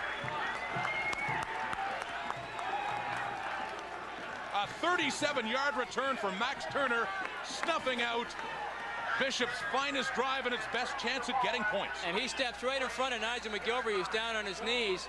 And you know what? If Nigel McGilvery gets blocked, he's going to score. No one's going to outrun Nigel McGilvery.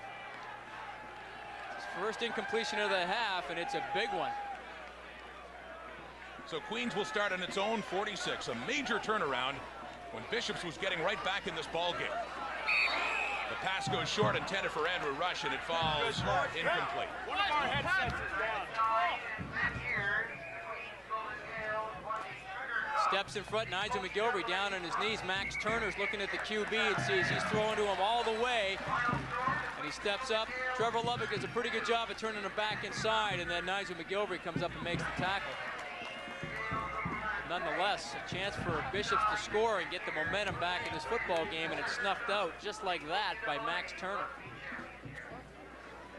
Max Turner, one of the best athletes in this team. He has a 38-inch vertical jump, which is really exceptional. Thank you. Thank you, Bob. Thank you. The Golden Gaels operating against the wind. A breeze not nearly as stiff as it was at the beginning of the game, nonetheless in their faces. For Bowhouse, Gaels look to be abandoning the running game a bit in the first half, and they will pass again now, and it will be complete.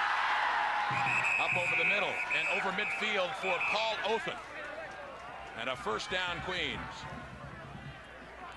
And the Othen name familiar to Queens fans. His brother, Steve Othen, played quarterback here, was part of that 92 Vanier Cup team, backed up Tim Pendergast. Bo Howe's nice job. You know, he looks off and then he comes back into Steve Othen. And Othen as well knows where he is.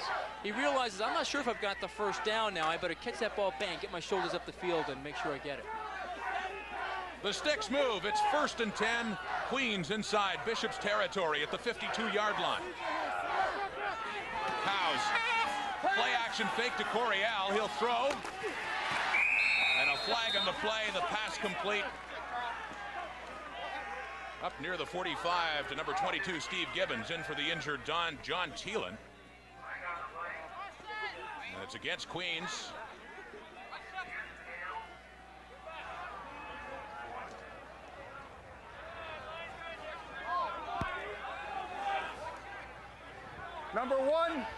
Number one goal, offside, down repeated. Now that's Andrew Rush, the wide receiver, and coaches would tell you he must have lined up offside. That's the only thing I can think of. Because he's not supposed to go in the quarterback's cadence. He looks inside and he goes on ball movement. They should never be offside. You should always ask the official, am I okay? There he is there. You see that, am I okay? So they'll do it 1st and 15 for the Gaels. Once again, play action fake. And Howes looks, and he is almost picked off.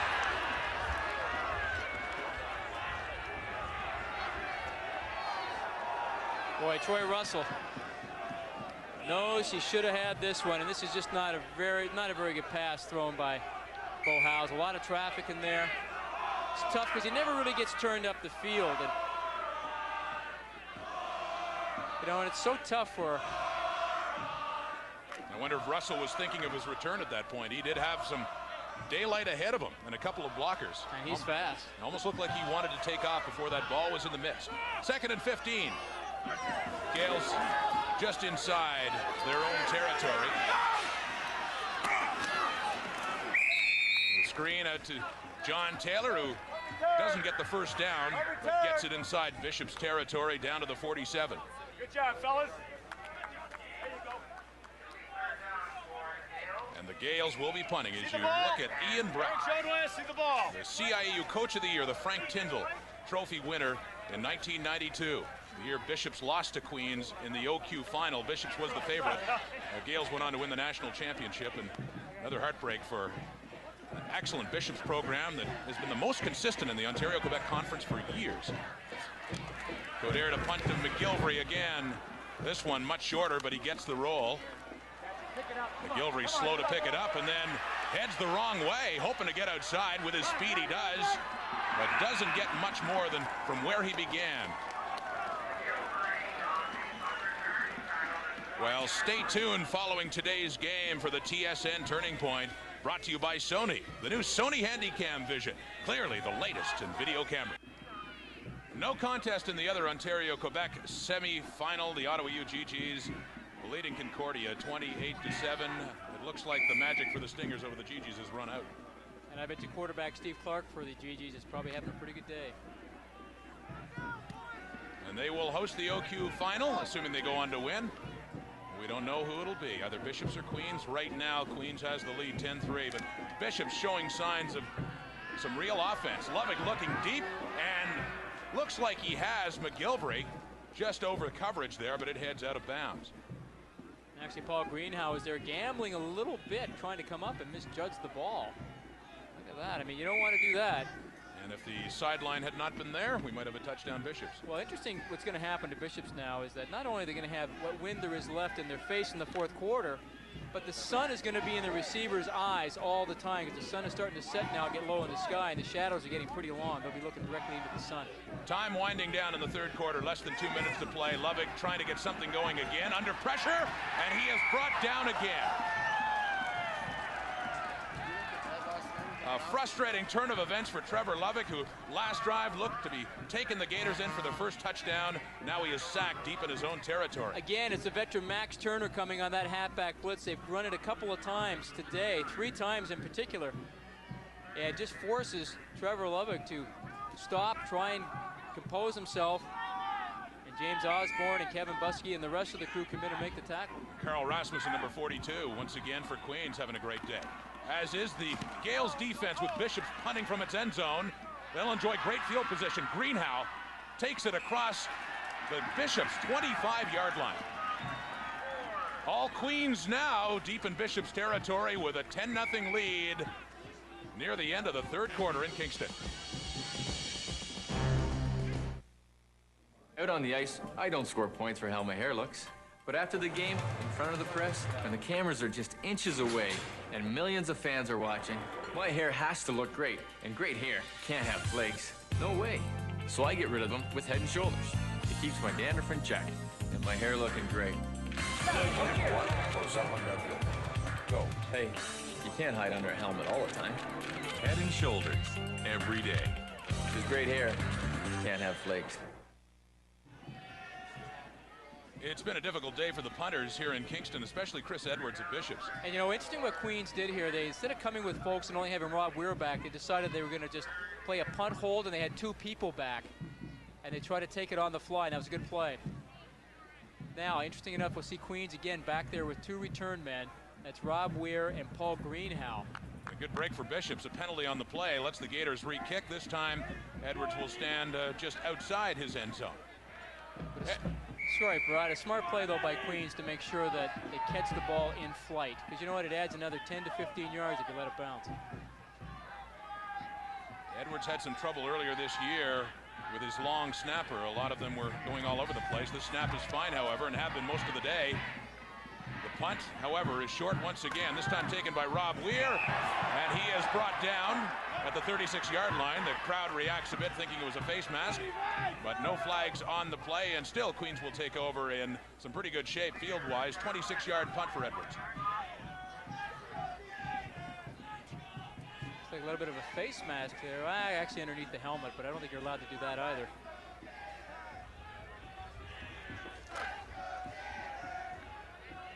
Number 32, Matt Roberts, on that tackle of Weir.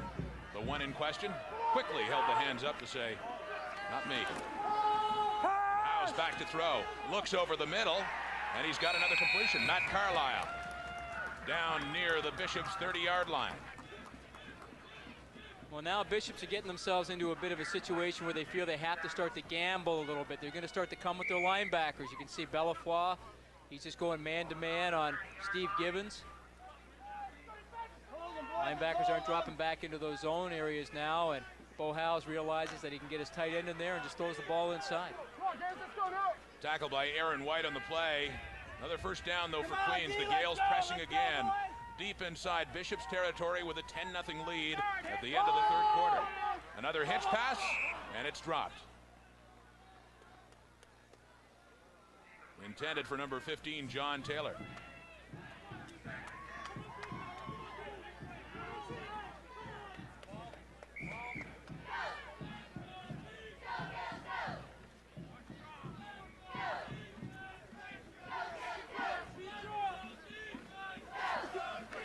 Barring a penalty, this should be the last play of the third quarter. As Bo Howes steps over center. 2nd and 10 from the Bishops' 30-yard line. Passing again. And another completion for Queens to Andrew Rush, who has scored the only touchdown in this game so far. And another first down for the Golden Gaels. As we are through 3 quarters of play, Queens trying to add to its lead and seal a victory here in the OQ playoffs. The Queens Golden Gaels lead Bishops by 10. Jamie, I would think Bishops has got to stop this. They have to. This is the critical point in the football game for them right now. If they go down 17-0, it's going to be awful tough for them to come back. 17-0 in a game where points have been very hard to come by. Handoff, right side, Coryell on the ground, and flags are down. It could be holding against the Gaels.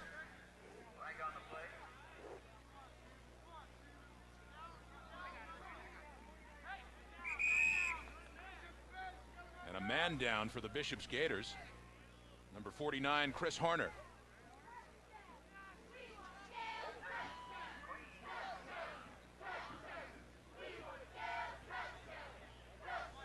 only touchdown of this game was scored at a similar point in the field for Queens, a pass from Bo Howes, 22 yards to Andrew Rush. That was a nice play because they got set in the shotgun. Take a look. 49, and I believe that's where the penalty took place. Maybe not. Might be back there a little bit hard, but he's hurt. He got twisted. The knee twisted as Ouch. he goes down, and he is still down. Chris Horner from Mississauga, Ontario, on a defense that has a big task ahead of it. They certainly need him in there at this point. It's good to see him get up and walk off under his own steam without any assistance. We talked earlier about the Bishop's Gators, and really hard luck in many ways. They have been close, really, I would say, the best team that has not won a national championship. No question about that, Rod. I mean, that's just incredible, the kind of record that they have had throughout the 80s and the kind of quarterbacks they've had there. Tony Harris, Silvio Martell, Jim Murphy, all of them were all Canadians. Yet to come up empty in a national championship. Well, there's Bo Howes and the Queens Golden Gaels. Lots of room over the middle, and a touchdown. Paul Coryell.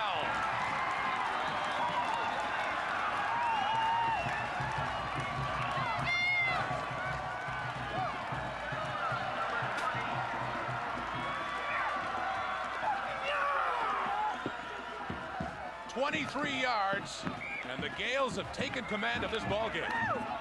We're talking about that eye draw, and there it is once again. Bang, straight up. It's just man. Nice job by the offensive guard to get on Aaron White, the safety, and now he just turns on the Jets. Wow, that was the perfect call against that defense. They were expecting pass all the way. 17-0. Queens in control in the fourth quarter, leading the Bishop's Gators.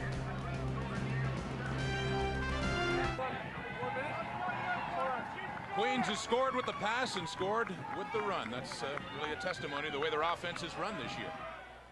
Again, they were running play action pass out of that formation all day, and you can see how Bishop's really worked up hard off the field, and they handed off to Coryell. Look at the size of his thighs and his legs, really built powerfully in his lower body.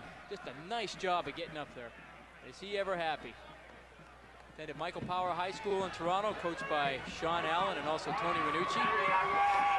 What it be, baby? Pretty good day. Queens football, lots left, baby, lots left. There you go.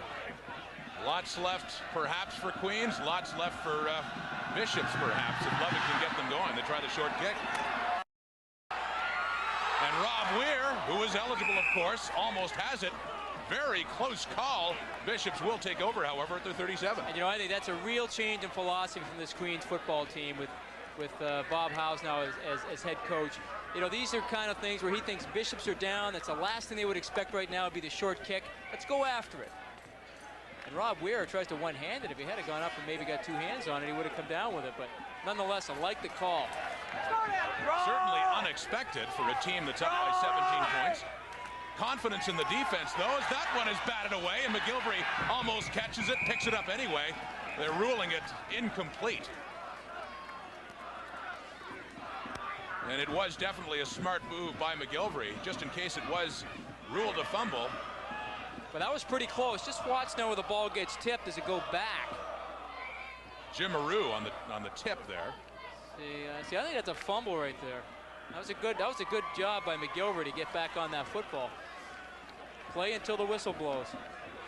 Ruled incomplete. Second down, 10 to go. Bishops has to get something going now. Love it. Looks deep over the middle, and it is picked off again.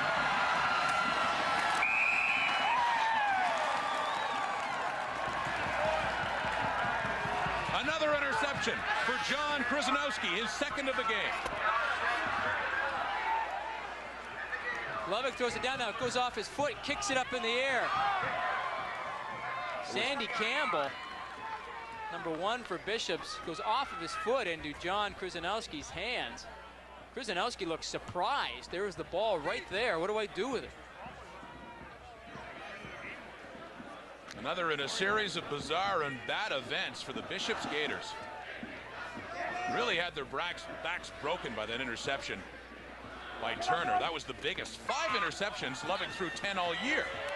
Half of that today. Coryell right side with flags down into Bishop's territory at the 45-yard line. And if you're Ian Breck, he knows that Queens, their best quarter of the year has been the fourth quarter. They've only allowed 22 points all season long. They're a strong second-half ball team. And their best offensive output has been in the fourth quarter as well. Call being discussed there with Ken Kirkwood and the referee, Terry Tremblay.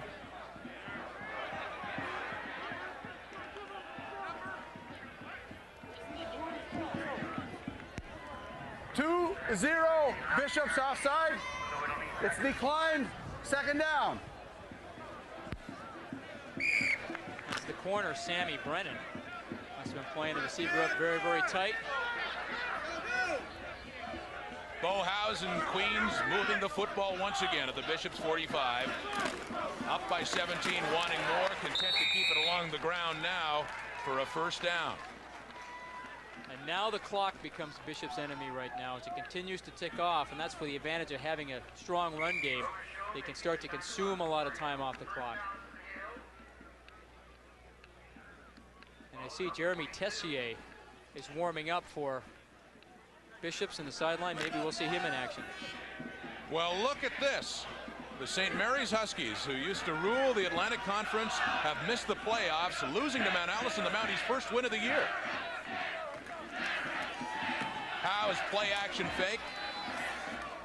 And it is tipped and falls incomplete. We have another update. Let's head to Darren Tatishan. Hey, thanks very much, Rod. Western's trying to make a game of it. Warren Goldie will go to Sandy McGregor. He'll make the catch. Take it into the end zone, but fumble nonetheless. Stuart Peak recovers. He gets the touchdown. They also get the two-pointer. It's now 21-13 early in the fourth quarter. Mustangs making a run for it. By the way, with St. Mary's out, St. Francis Xavier, which is playing Acadia today, knows it will be in the playoffs. Those two teams will meet. It's just a matter of where next week in the Atlantic Final. Big pop down to the Queens bench. Coryell takes it, taken out of bounds. To set up a third down for Queens. Coryell just seems to be getting stronger and stronger throughout the game. You know, that's one of the concerns that you have when a freshman running back plays for you. It's a long season, and granted, he only came in halfway through. He was playing mostly special teams, but they have a tendency to get worn down because it is a longer season. People are bigger, faster, stronger, but he certainly came well prepared to play. He almost went to Laurier, as a matter of fact. And then somebody said, you know, Laurier throw the ball all the time, so he went into the guidance counselor and took Laurier out and put Queens in as number one. One of those decisions that was just academic. The punt by Codera. It's a good one. Chasing McGilvery into his end zone. And he's not even going to bother. Just to touch it, and another point for the Golden Gaels, who now lead it by 18. It is all Queens looking to move on to the OQ Championship in the fourth. New quarterback in for the Bishop's Gators. Trevor Lovick is out. Jeremy Tessier is in, and he has not seen a lot of action this year. No, Jeremy Tessier only has attempted 12 passes. Compare that to Trevor Lovick, 305. 7 of 12. A couple of touchdown passes, 1 interception. Out of Brennan High School in Windsor, he's in his third season. A surprising turn of events for Trevor Lovick, one of the top quarterbacks in the CIAU. There were flashes, definite flashes. That Bishop's offense would get it going, but interceptions just killed them. Tessier, lots of time, looks and fires, and it is ruled no good. Incomplete pass. Intended for Sandy Campbell. So the way things look right now, Queens and Ottawa U would meet in the Ontario-Quebec final. We're still, of course, in the fourth quarter. Things can happen. And I don't want to be accused of bias. Far be it from me. Probably already have been. But I know, in truth, I know the Bishop's team far better than I know the one here in gold. Anytime you have a team that can throw the ball as effectively as Bishop's has throughout the season, are always a threat to come back on it. Even with Tessier in there, who completes a long one? No. Incomplete pass. It looked like Sandy Campbell had it down near the Queens 35-yard line. This is just a great pass by Tessier. You see number 1, he's looking at him all late. Now bang, puts it up high outside and allows him to run for it. A little bit of contact there, but incidental. Paul Greenhow in the coverage, Sandy Campbell. Those are the kind he's got to come down with. Another injured Bishop's Gator on the field, back in behind the line of scrimmage. It's interesting, we just saw the picture of Sandy Campbell, and you think he's from Alberta. They have a number of Alberta players on this Bishop's team. Of course, Trevor Lovick is from St. Albert, and also Chris Edwards, the punter, is from Alberta.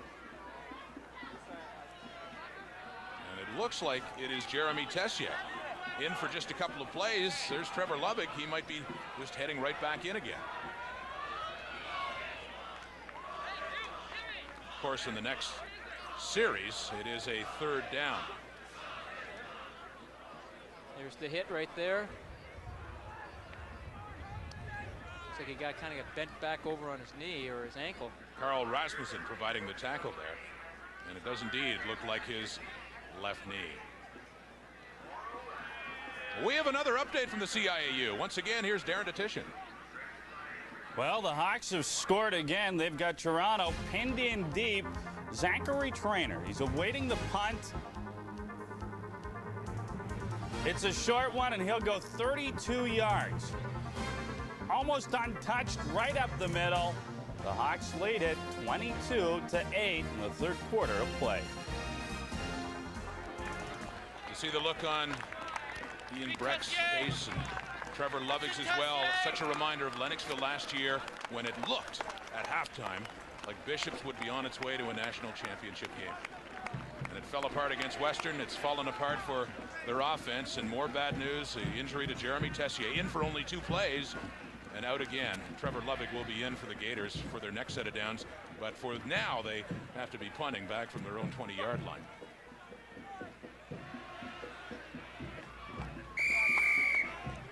A serious looking injury for Tessier. Could well be his season regardless. As Chris Edwards waits for the snap. And close to being blocked. As it goes back, the one-man back, Rob Weir, has some room and gets it up over midfield and to the Bishops' 52-yard line.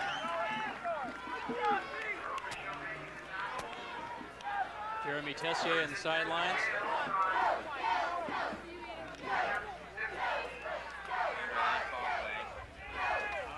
The look on the faces, especially someone with a knee injury, painful as they are, I know I've had them, and it could be an ankle injury now. They were checking the knee earlier, and now they are looking at the ankle, but regardless, to see the expression on his face, sure, it's painful, but you get the feeling the bigger pain is just the end result when he was getting in and getting his chance to move the ball. 1st down, Queens. They find Matt Carlisle on the right side, and he is close to 1st down yardage at the Bishops' 42. Queens continuing to move the football and, more importantly, eating up precious time for Bishops on the clock. And, you know, I think if you want to take a look at Bo House, you'd have to be impressed by his performance today because he's been very cool. Doesn't look to be very emotional, but he just kind of methodically gets things done. And that's the role that he's been put into this year, and he's really responded very, very well.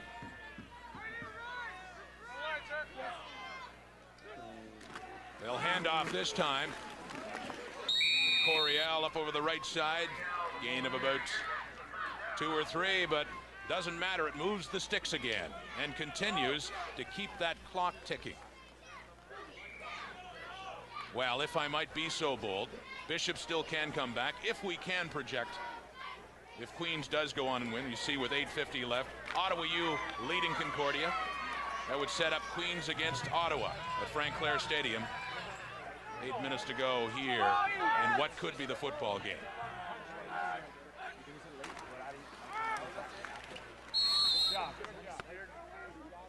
Right up the middle again, and a gain of about 4 yards. Coming up on TSN, 4 o'clock Eastern Time, Advantage World Curling Tour. Today from Edmonton and from the West Edmonton Mall. You can shop, watch some curling, or it's easier. Just flip on the tube and keep watching TSN. Look at that.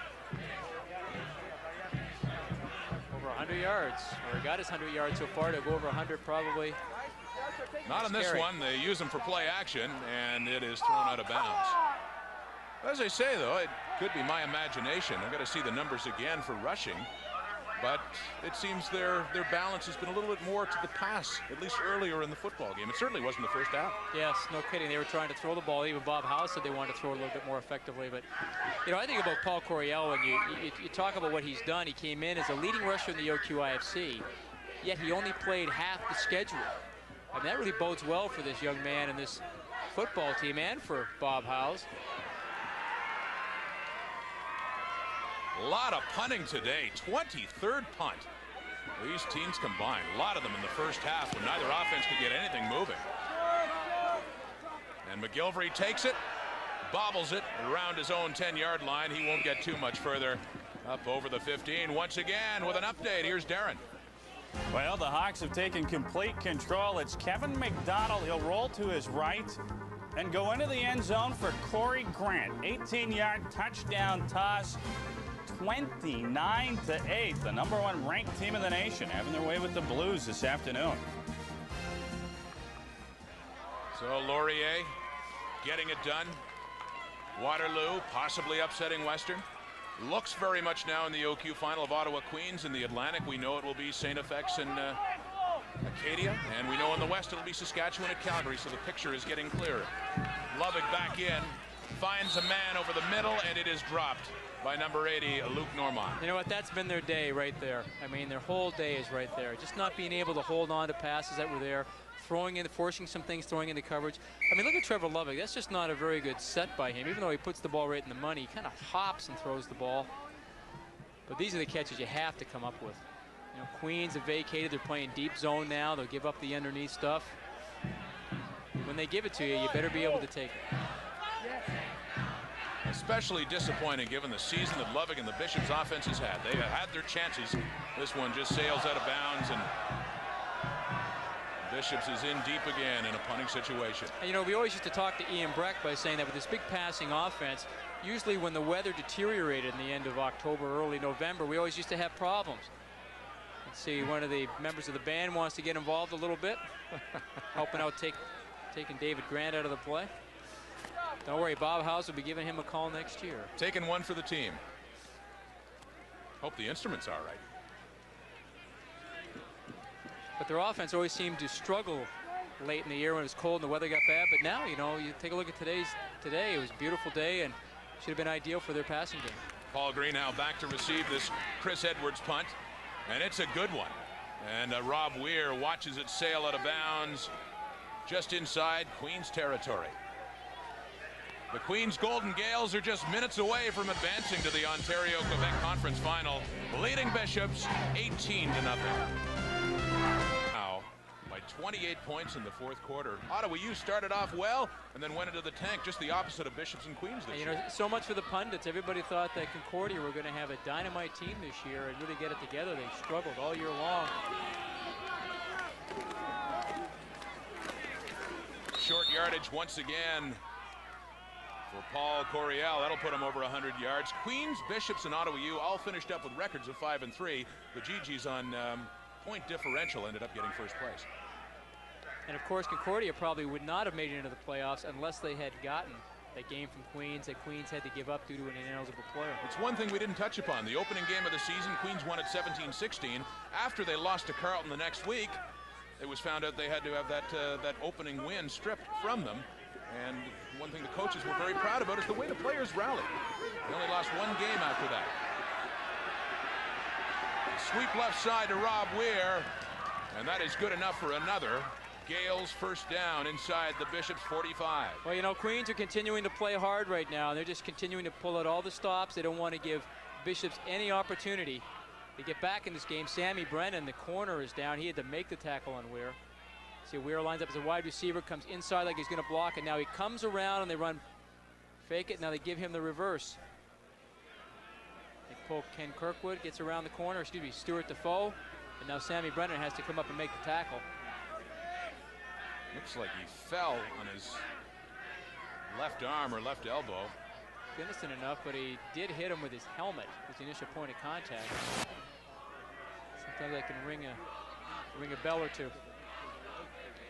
See a helmet right here. Boom.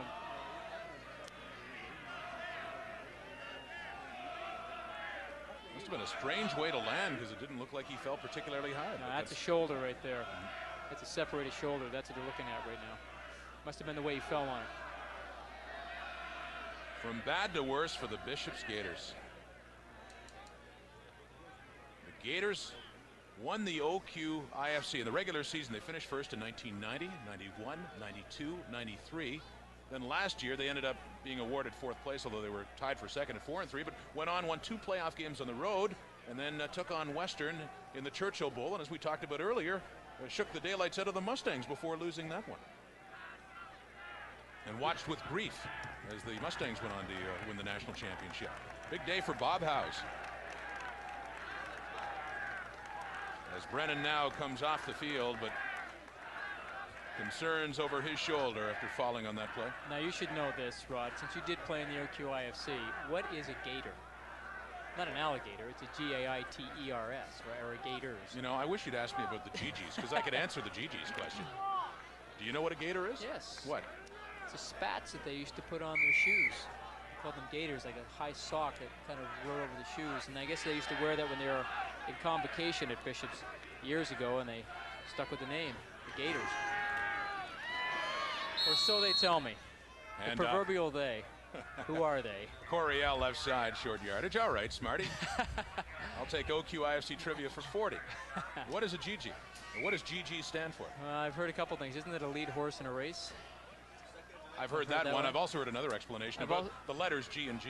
Right. I also heard that in French it transfers to gold and gray, or garnet and gray in French as well as it does in English. So they call them GGs. Yeah, garnet and gray is the explanation. The colors of the Ottawa U team, the explanation behind it. We'll continue this enlightening conversation later. We've got some more football left here as Bo Howes looks and finds a receiver down at the Bishops 35-yard line. That's Rob Weir again.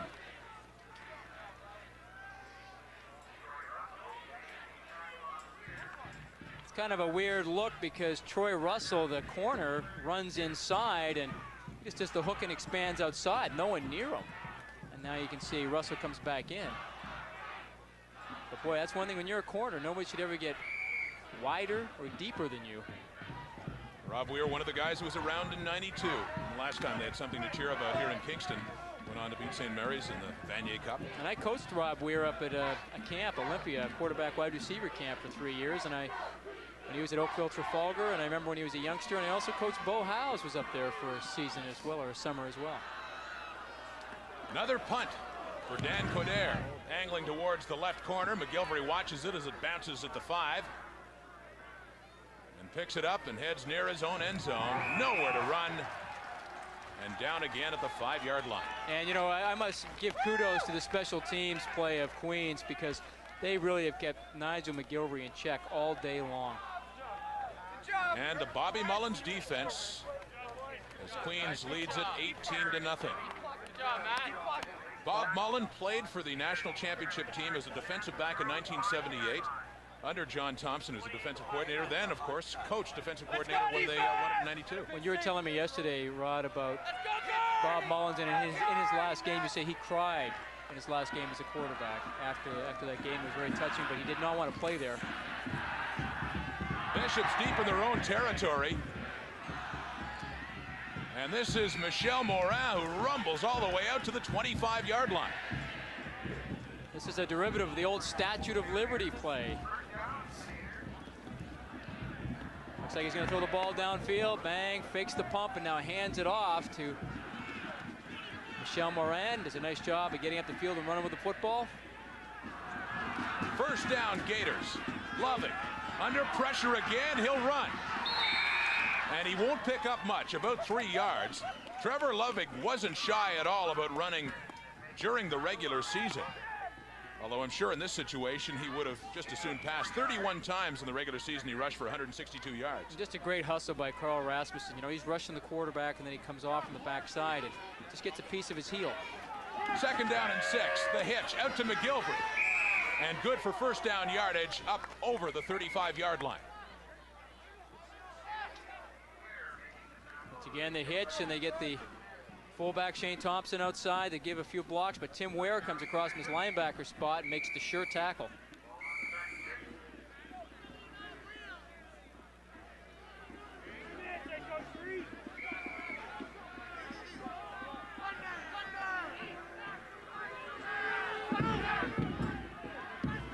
First and 10 Gators.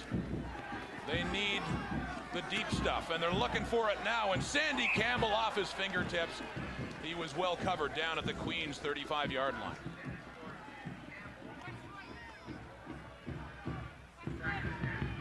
Tough right now in this situation with less than 3 minutes to play to throw the ball deep. Yet he was behind. You see Max Turner coming over there as well, but pretty well covered. Trevor Lovick in his 4th season at Bishops. The question remains, will he be back for his 5th and final year? Lovick trying to bring Bishops back. Nothing working, looking for Stéphane Roy, and it falls well short. Dan Coderre in coverage right there. You talked about Bobby Mullen and Queen's defensive coordinator. He was very upset. This was a game that ended their winning streak against Ottawa U. And he was the reluctant quarterback, but I don't know if he cried about the result of the game, which we ended up losing, or the center that day. Pat Pliszka went down. The young, inexperienced guy got in there. I think I saw tears in his eyes then. Yeah, there were tears of hurt and fear. Another update in the CIAU. Here's Darren Detition. The Western Mustangs have scored again, but they have to settle for a field goal. Garrett McBride with a 10-yarder that cuts the Warriors' lead to 22-16. But guys, there's only a couple of minutes left in this football game. So a great finish in London. Queens takes over on downs here, however, and it is looking all Golden Gaels on the Bishops 36 with time winding down. 2:36 to go in this game and an 18-0 Queens lead. Howes hands off to Coryell, plows for about 5-6 yards in the play. Queens and Ottawa U met twice this season and they split. Most recently here for Queens' homecoming game, the field was a quagmire, worked to Queens' advantage. They won here 21-3, but they did lose in Ottawa. It looks right now that's who the opponent will be in the OQ final. Troy Russell got flagged there for objectionable conduct, and he's now going to the sidelines. Ian Bruck will not put up with that kind of actions from his players. Wants him to keep it cool. Sammy Brennan goes back into the game to take Troy Russell's spot. Seems to be favoring that shoulder. Disappointing day for one of the fine coaches in Canadian University football, Ian Bruck. The pitch, right side. Another couple of yards, 3 or 4 for Paul Coryell as he continues to rack them up. Come on, boys. You know, the story of the day, definitely, especially the big one with Max Turner, but that tells it all right there. You know, you're not going to win too many games when you turn the ball over that many times. I mean, if you turn the ball over once or twice, you can sway a football game. You can't do it 7 times and expect to win. 5 of them via interception. Trevor Lovick having a tough time. Coryell again finds some more room up the middle, and easily for another Queens first down. It'll be 1st and goal at the 7-yard line. And you know, Queens look like a team that's in good physical shape. They don't seem to be tired. Their offensive linemen are running back to the huddle. Now, granted, they're winning and they all have great incentive right now.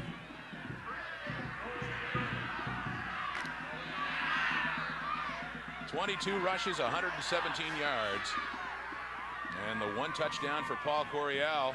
Might get a shot at another one. Queens just actually inside the 10-yard line, 1st and goal. Coryell again gets down close to the 5. Well, they said he wanted to carry the ball a lot today. He's certainly getting his wish, especially in the 4th quarter.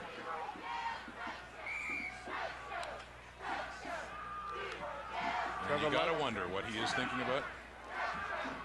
It's an empty feeling there, I'm sure, for Trevor Lovick. It's had such an incredible season that he has had personally.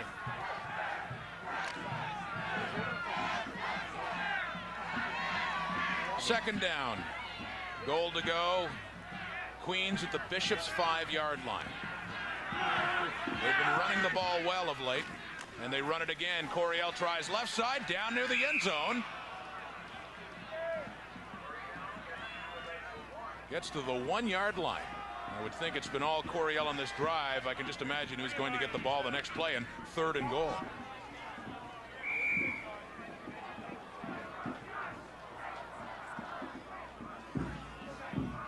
Well, they put in Glenn Young, the fullback. They'll probably go with a full house backfield. Coryell, I would say, in the middle. The clock is ticking. And Queens with an 18-point lead, looking to make it 25 points. Converted touchdown here would do it. The handoff and the touchdown for Queens to put it away, and fittingly it goes to number 20, Paul Coryell. Paul Coryell would have to be the odds-on favorite to win the Peter Gorman Trophy this year as the CIAU Rookie of the Year. Huge day for Bob Howes, winning his very first playoff game as the head coach of the Queens Golden Gaels. Howes coming to the program back in the early 80s. And must be a fine moment as the head coach as you see Coryell's touchdown, his 2nd of the day. And it gets really low. That's what's great about him. Like, he gets down so low, there's not much to hit. Not much doubt now. Queens 25, Bishops nothing. The Gaels will be moving on here in the final. Now that says a big part of the story right there, the rushing of Paul Coryell. I think defense and turnovers tells the other part. Dead on. He averaged 25 rushes per game this season. Right on that mark again today. And Bob Howes getting ready to celebrate. Ha, go tell him centers make mistakes, I dare you. He'd say back in those Edmonton days, Wilkie made all the mistakes, right? Well, maybe not. Fine combination back in those glorious Eskimo days. Tom Wilkinson and Bob Howes in center. The kickoff taken by Jimmy Georgitzos gets up to about the 45-yard line for Bishops. Well, Bob Howes also told me before the game, he said, you know, it's very nice to see Warren Moon still playing football. It makes me feel young, because he played with Warren Moon in Edmonton. He said, now Warren Moon, I think, is 38 years of age, still playing with the Minnesota Vikings. He said, it's always nice to see a guy that I played with still playing. Bob Howes had Grey Cup rings with Edmonton in 75, 78, 79, 80. And I don't think right now he's thinking of anything except getting into some dry clothing. He can handle it today, I'm sure.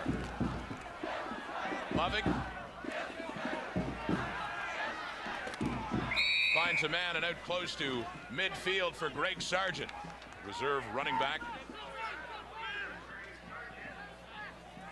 And it's all over. Ottawa leading Concordia 41-7.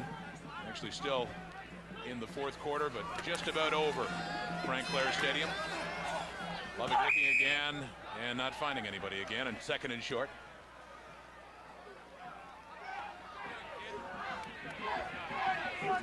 So there you see it, the Q-OIFC final. Queens at Ottawa. The Gaels lost earlier this year, earlier in the season against the GGs. Queens is a different team. I'm sure the GGs are as well. Looks like a resurgence for Ottawa U after some struggles in the latter half of the regular season. Lovick to keep for the first down. And he gets it easily, but clock not on his side now with under 20 seconds to go. Let's go, D! 20. Come on, boys! Paul Coryell and the D, definitely the story for Queens today. Jamie, as good an offense as Bishops have, can you imagine this team being shut out? You know, I cannot remember ever seeing a Bishops team not score points in a game. I don't know if it's ever happened in their history, but this is totally uncharacteristic for this football team. Well, for all the years for it to happen, I wouldn't expect it to happen this time, with them averaging 25 points a game. And a lot of credit to Bob Mullen. Knew what to expect from the Gators going in. Talked about it yesterday. I would go with a 42 and add a 6th defensive back. All the moves paid off.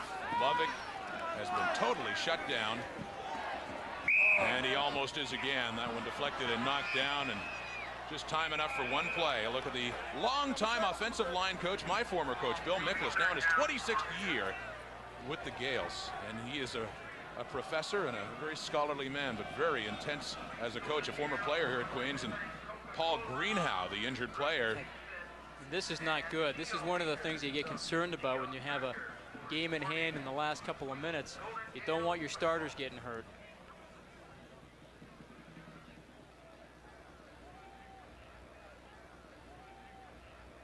After we're through here in Kingston, stay tuned for TSN's Advantage World Curling Tour from the West Edmonton Mall, coming up at 4 o'clock Eastern Time. And it's especially bad news when you see they're working with the knee. Looks to be when he lands, Jamie. Number 21 just in the back.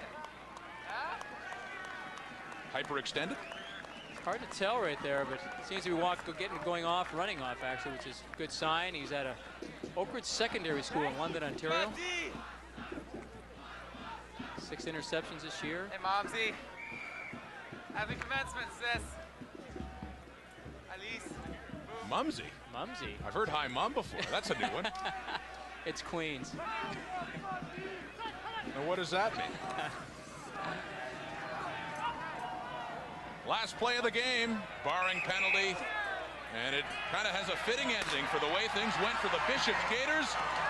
The Queens Golden Gaels, for the first time in 3 years, in the playoffs and winning in the playoffs, moving on to the Ontario-Quebec Championship against the Ottawa UGGs next week at Frank Clair Stadium.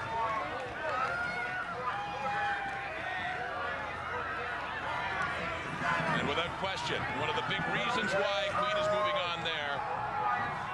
And a hard season for the Bishop's Gaiters. Had a 5-3 year, had a tough start, but came back, won 4 straight to get to this game. Kudos to the Gaiters and the season that they have had.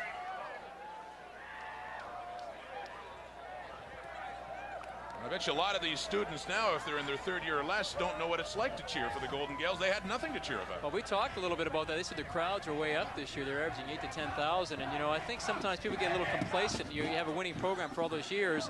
But now what you do is you lose a couple of years and you come back, brings the folks back as well. They appreciate it more. Bishops goes home. Queens moves on. The Gaels win it easily here in Kingston. And now it is time for the TSN Turning Point, brought to you by Sony. And Jamie, I don't think there's any question what it was. Early in the 3rd quarter, when Queens were holding on to a 10-0 lead, Bishop started to get their offense on track. Looked like they were going in to score, but Max Turner steps in front of this Trevor Lovick pass, intercepts it, returns it all the way, snuffing out any chance for Bishops to score. And that was the turning point in this game. Without question, a cash donation will be made to the Coaching Association of Canada for the training and development of Canadian coaches in amateur sport on behalf of TSN and Sony. The new Sony Handycam Vision, clearly the latest in video cameras. And here is your Geo player of the game, not part of the turning point, but really the biggest individual factor, Paul Coryell. Congratulations, Paul. Your thoughts on this game? Well, they came out and they tried to stuff the run, so that opened up our pass. And just later on in the game, they just were backing off, ready for the pass, and that opened up the run for us. And we just ran it and ran the ball and just won the game. Paul, take me back about a month and a half ago. You were running down on special teams. You were not the starting tailback in this offense. Could you ever dream that you'd be where you are right now this season? No, never in my wildest dreams would I ever thought that I'd be in this position, being the starting tailback on this team. I came in with the mindset and training camp to just work hard, and it paid off, and I'm just helping the team win. Paul, tell me, you faced the Ottawa UGGs twice this year. In Ottawa, you lost to them. How big of a factor is that where you play in this game? Where we play isn't a real big factor. We just got to go out and we got to play our game. We got to run the ball, we got to pass the ball, we got to play good on D.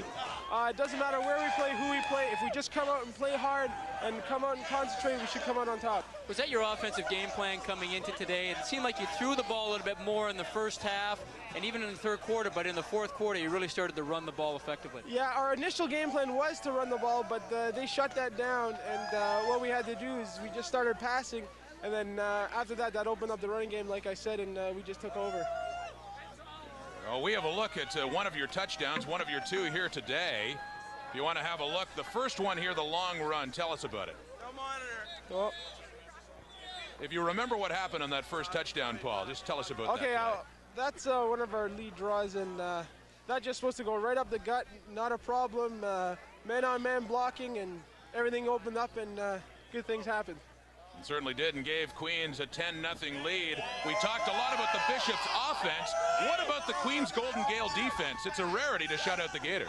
This D is great. I think those guys came out, they really played disciplined football, and we came out on top. We knew there'd be a tough job against this team because they're a good passing team, but we came out on top. Defense played well. Well, listen, Paul, congratulations. Good luck next Thank you week. very much. Mr. Allen, Nate Blair, Steve Carey, see you later. And a $500 cash donation will be made by Geo to the University Queens Golden Gales on behalf of Paul Coryell, the Geo Player of the Game. Queens wins it. We'll be back after this.